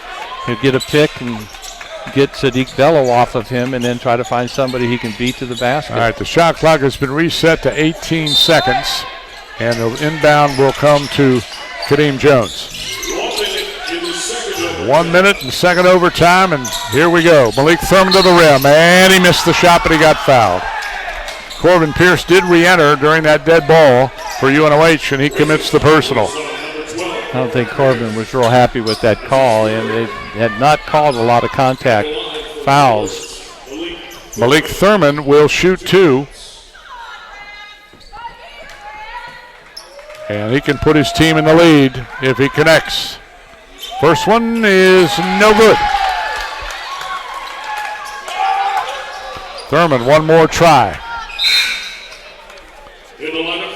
Willis Mackey will return for Olsby Mercer for UNOH. A little more rebounding strength on the block inside.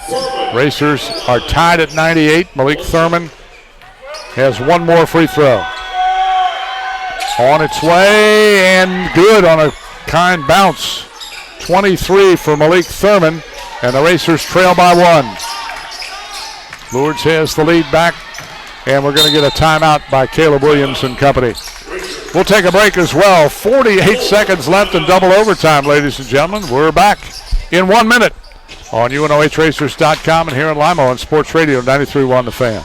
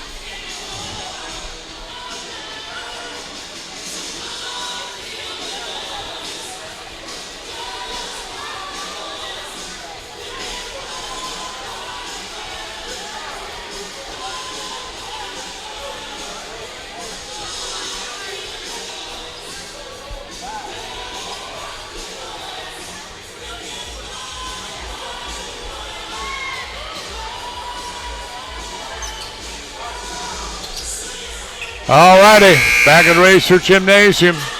UNOH down one. Each team with 3 timeouts left if they need them. So that's not an issue. Both teams are in the double bonus. And it'll be UNOH basketball. Xander Smart will inbound across the way. Nate Lessing has returned to the lineup. Ideally, Mike, you want Smart or Bello or Pierce getting this shot. All right, let's see what the Racers do. Smart has it on the left wing. They try to force it inside. Now we're going to get a call on Malik Thurman, I think. He tried to poke it away from Willis Mackey. Willis Mackey is a good free throw shooter normally, Mike, as I recall, in his career. Well, Mackey this year is 83%. Yeah, so he's always been a good free throw shooter, but like I said, you get in these, pressure situations. And he bricks one. He's not even close.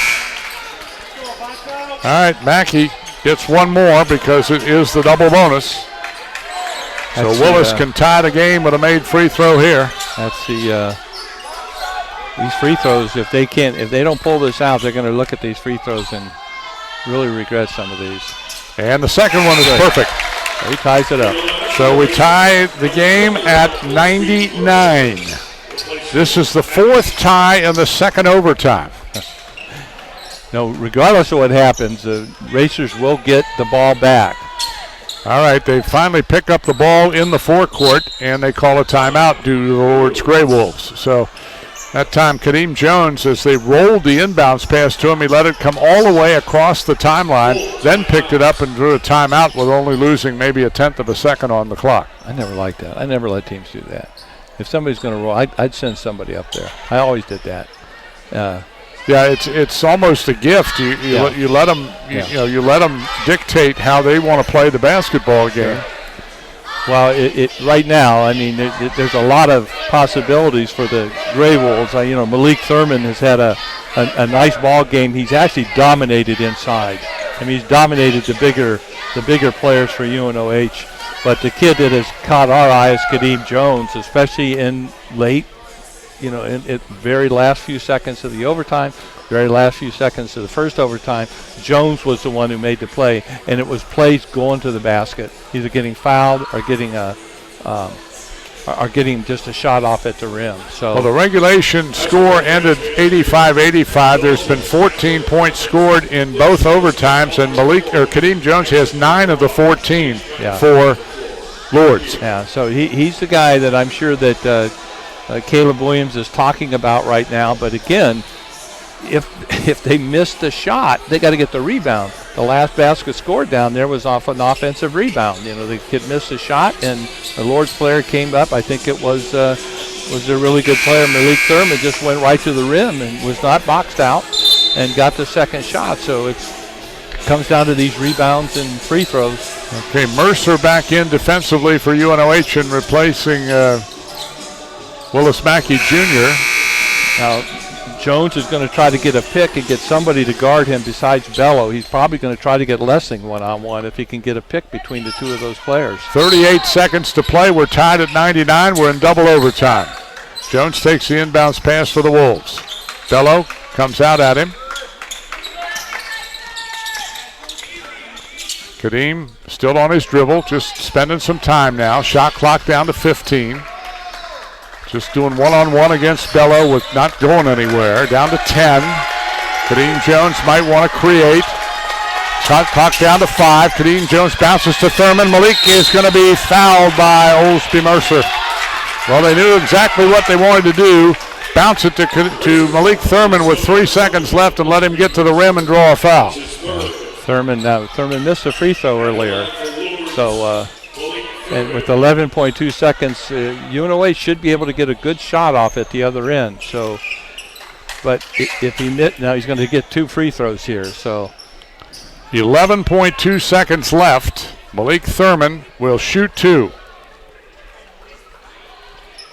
And again, they're wiping up, getting some of that perspiration off the floor down in the maroon area of the lane at the Lourdes end of the floor. I'll tell you what, between Smart and Nathan Lessing, who are the top rebounders near the shooter on this free throw, they better talk about getting in front of this free throw shooter, because if he misses, he is so quick, he could get his own free throw.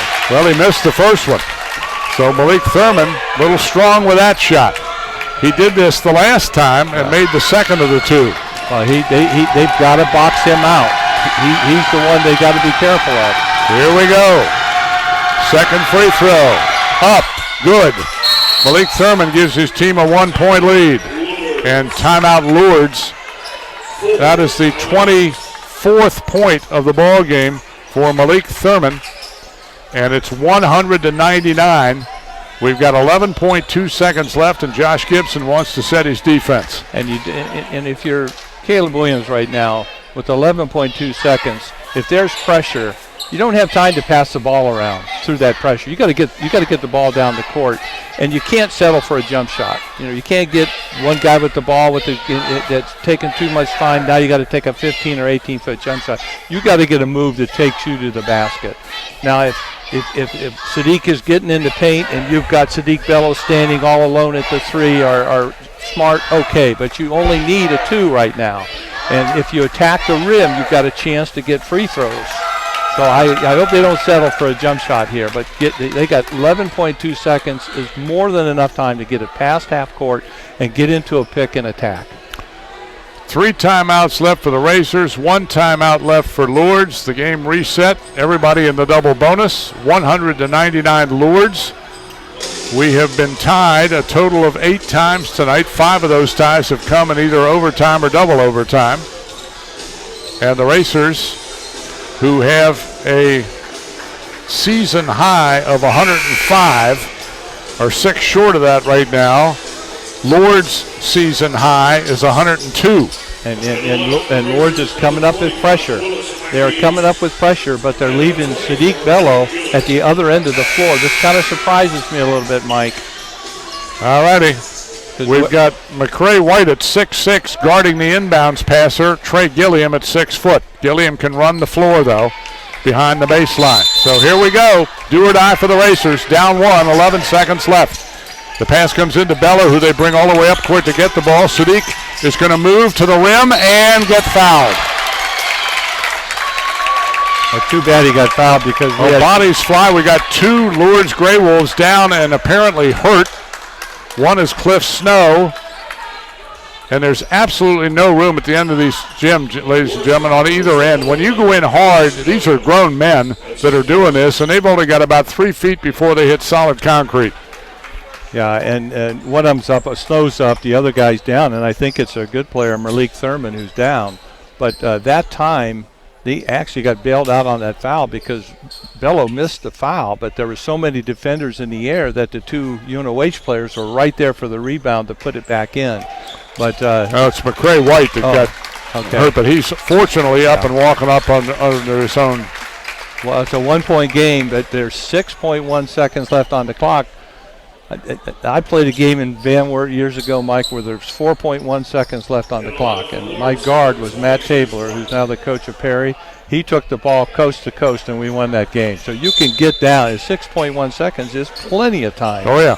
To get down, to get a shot. Well, first things first, free throws for Sadiq Bello. Sadiq on the year is a 74% free throw shooter. He gets 2. He's only been at the line twice tonight. He's made them both, so these are critical. 1 to tie, 2 to take the lead. First one for the senior. On its way and good. And we got some substitutions coming in with speed. And somebody better get near this Kadeem Jones, because if he gets the ball in bounds, he'll make it to the rim. I would not let him get this ball. All right, one more for Bello for the lead, and he missed it. Rebound tapped around, and it's controlled by the Grey Wolves. They give it up in the backcourt, and they call a timeout with 1.3 seconds. The Racers have the ball. Kadeem Jones got tied up in the backcourt, fell down. He actually slipped, and the ball went off his knee. Olsby Mercer pounced on it and quickly called a timeout. So we're tied at 100, and the Racers are going to get a catch and shoot. Well, we had a 1.3 second out of bounds play to stop this first overtime, I think. And now we got 1.3 with the ball out of bounds on the side. So the problem is here is the inbound passer can't back up and get room to make a good lob pass or any kind of pass. You're up against the wall so much that it's a tough play to make. So Bello makes 1 out of 2, but the Racers get an ultra crucial rebound. We are tied at 100. This has been a really entertaining game. I'll tell you what, we haven't seen anything like that this year, except for the Taylor game back on the 20th of December. The Taylor crew came in for a non-league game, ranked 24th in the country, and the Racers beat them by 10 in double overtime. That was their best game of the year. Look at these kids. I'm telling you what, there's a bunch of guys going to sleep well tonight. And that bus on the way back to Lourdes, those guys will be asleep before they get to Bluffton. I mean, they have really expended a lot of energy. Give these young players a lot of credit. They've competed hard. Hasn't been a very pretty defensive game, but these offenses have taken over. And I'll tell you, we again tip our hat to the officiating crew of Todd Morgan, Eric Brown, and Chris Nelson. You think this is hard on the players. These officials are all probably well into their 50s, and they've been doing an awful lot of running up and down tonight. Are they going to? They're going to have to leave somebody at the rim, because if they don't, I'm telling you, they'll lob this ball. Gilliam will inbound it. Let's see what play Caleb Williams has drawn up for a miracle win. We're tied at 100. Racers have 1.3 to shoot it. Gilliam looks for the back guy. It's not there. They get it into Bello. Bello shoots, and he missed it anyway. It did not get it off in time. So we got another overtime left, ladies and gentlemen. We're tied at 100 after, 50 minutes of basketball? Yes. Let's play 55 here tonight in Lima. Why not? Let's take a 30-second timeout on Sports Radio 93.1 The Fan.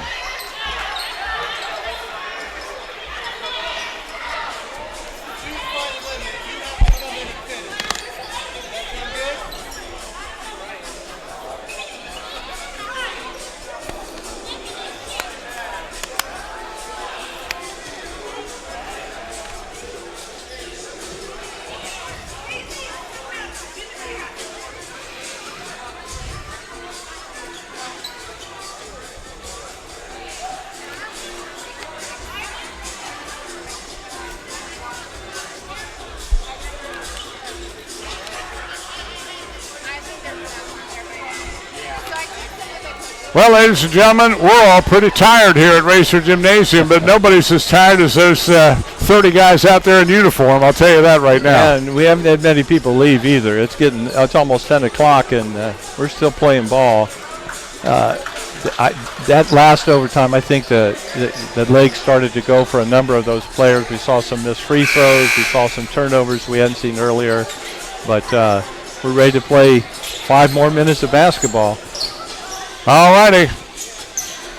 Willis Mackey Jr., Trey Gilliam, Sadiq Bello, Corbin Pierce, Xander Smart for UNOH, Jordan Fabry, Malik Thurman, Cliff Snow, Deuce Martin, and Kadeem Jones for Coach Josh Gibson, and the Racers for the umpteenth time control the tap tonight. They won all the taps, and they start with a game tied at 100 in the third overtime. Bello from 15 fills it up, and the Racers take a quick 2-point lead. Well, you can always tell when he's going to score because he doesn't hesitate. He just goes right up and shoots it. He doesn't hang in the air. Bello now with 24 on the night. Fabry has it, left wing, out top to Cliff Snow. Snow will shoot a straightaway 3 and miss. Rebound, the Racers and Willis Mackey Jr. Good rebound and good defense on that shot by Mackey. Smart to Gilliam, inside for Pierce, left of the key. Corbin, cross court to Smart. They reverse to Pierce again on the left side. Shoots it, misses it. Rebound controlled by, Xander Smart went off the wall hard, and the rebound comes off to the black and orange, and here comes Kadeem Jones to the rim, and he missed the shot. Nice tip out by Martin to save the rebound, and then it went out of bounds off of the Racers. Good hustle by Xander Smart, and Gilliam did not realize he was going to save it to him. He turned his back, and he threw it right off his butt, his rear end. All right, Racers made a great effort on that rebound try on the miss by Kadeem Jones, but it's Lourdes ball. They trail 102-100 here. We're in the third overtime if you're just joining us here on Sports Radio 93.1 The Fan. And there is a foul call on Willis Mackey Jr. And that will be his second. You know, it's interesting. We are now are we in the third overtime? Third overtime. Yes, we are. And nobody's in foul trouble. I mean, nobody on the floor is in foul trouble. And it just shows you that, you know, these officials have kind of let him play all night. Well, we've got Malik Thurman at the line, and for the third straight time that he's gone to the line here in the overtimes, he's missed the first one and made the second one. So he gets 1 out of 2 to Malik Thurman. He has 25 for the ball game, and it's a 1-point Racer lead. UNOH with the ball. Bello to the left point. Back out top to Gilliam, and quickly in the corner to Pierce. They lob it to Mackey. Willis will go inside, and the flop doesn't get called, and Mackey misses the shot. Rebound to the Lourdes Grey Wolves. Mackey had a chance to just take one more dribble. He could have dunked it. Instead, he tried to jump hook with nobody in front of him. It was a bad decision. Malik Thurman went down on the flop, and the whistle did not blow, as it has not all night long. They've been very equal in that kind of a call. 3-ball Fabry, no good. Rebound tip to Xander Smart of UNOH. Smart play by Mackey that time. UNOH got to get Xander or Corbin involved in this. We're in the third overtime, and the Racers have a 1-point lead. They get the ball to Trey Gilliam. Gilliam on the right wing, needs help, gives to Bello. Bello around his defender and backs it off. Out top, Smart, 9 to shoot. Gilliam will, and hit it. Big shot. Trey Gilliam's second basket of the night. They've both been threes, and it's a 4-point Racer lead with 2.5 minutes left, third overtime. And this is where Lourdes has always answered when they needed it with Jones. 105-100. Malik Thurman for 3. Nothing but that. What a player. Malik Jones. 28, Malik Thurman. Malik Thurman, I'm sorry. It's Kadeem Jones and Malik Thurman. So he's only made 21 threes on the year. Here's Mackey dumping it out top to Corbin Pierce. The lead is 1 for UNOH as the teams traded threes. And there's a shovel pass. Nice save by Willis Mackey. Pierce from 15, no good. Rebound tipped, controlled by Gilliam. He'll score on the left block. Gilliam hustling the rebound. This time you can see the Grey Wolves are tired, Mike. Their rebounders are just kind of wearing down, and Gilliam's got legs. Well, we're heading up to 55 minutes of basketball here tonight with the third overtime. Pass wing left to Fabry. He'll drive, he'll shoot, he'll miss, and a rebound goes to the Racers. The Racers will take clock now. 90 seconds left, third overtime. Racers 107, Lourdes 104.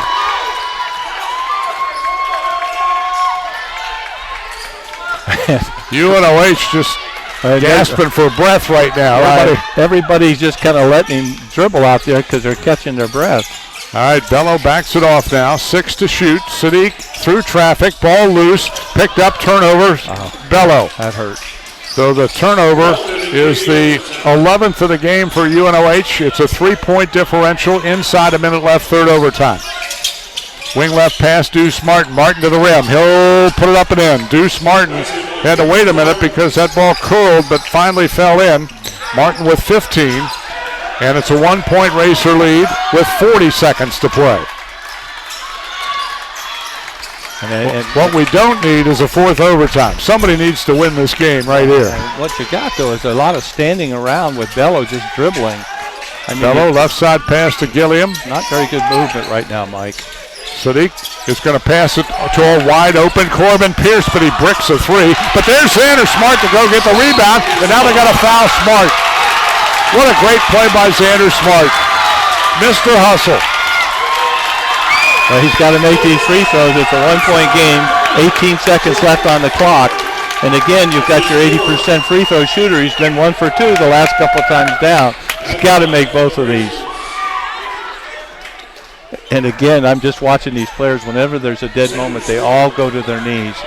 All 10 players. They just have given so much of themselves tonight. They are flat out exhausted.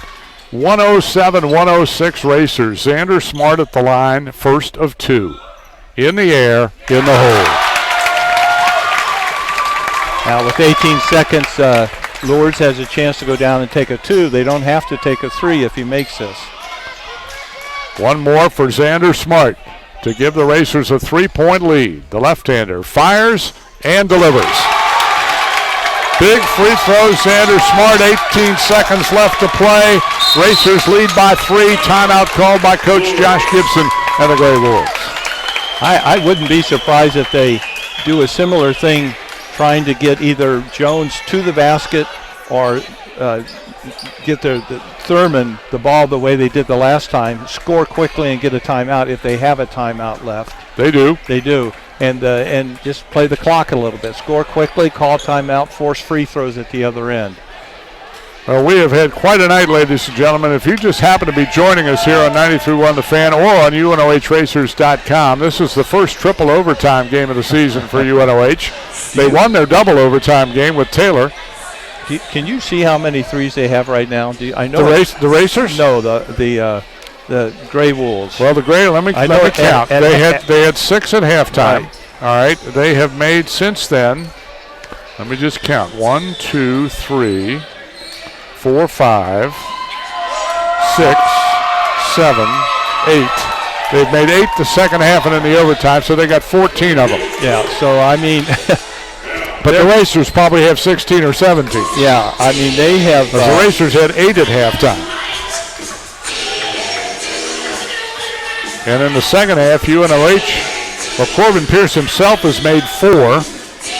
1 for Bello is 5. 2 for Gilliam is 7. 1 for Xander Smart is 8. So the Racers have 16 threes in the ball game. Wow. Well, it's going to be interesting to see how they play this. They've got their shooters on the floor, so they may be looking for a layup early or a three if they get under a certain amount of time.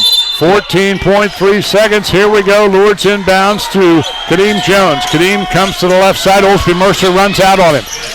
Jones passes wing right to Cliff Snow. Tries a 3. Misses a 3. Rebound Mackey and the Racers. He's fouled.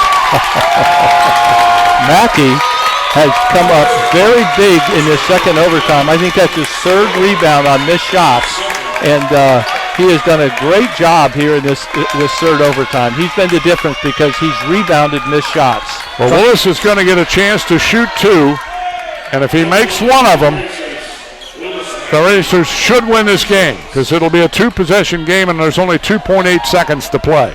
Mackey at the line, fires it, hits it. There it is. This is going to be a colossal win for Caleb Williams in this program. Oh, and it's so good to see these seniors in front of this nice crowd to have an entertaining game and come out with a win. Mackey makes them both. Willis Mackey, points 6 and 7, a 5-point game. Time running out. They let him shoot. It's no good. And the Racers win it in triple overtime. Final score 111 to 106. Like an NBA score. And the Racers come away victorious, and they break a 1-game losing streak. They've lost 5 of their last 7.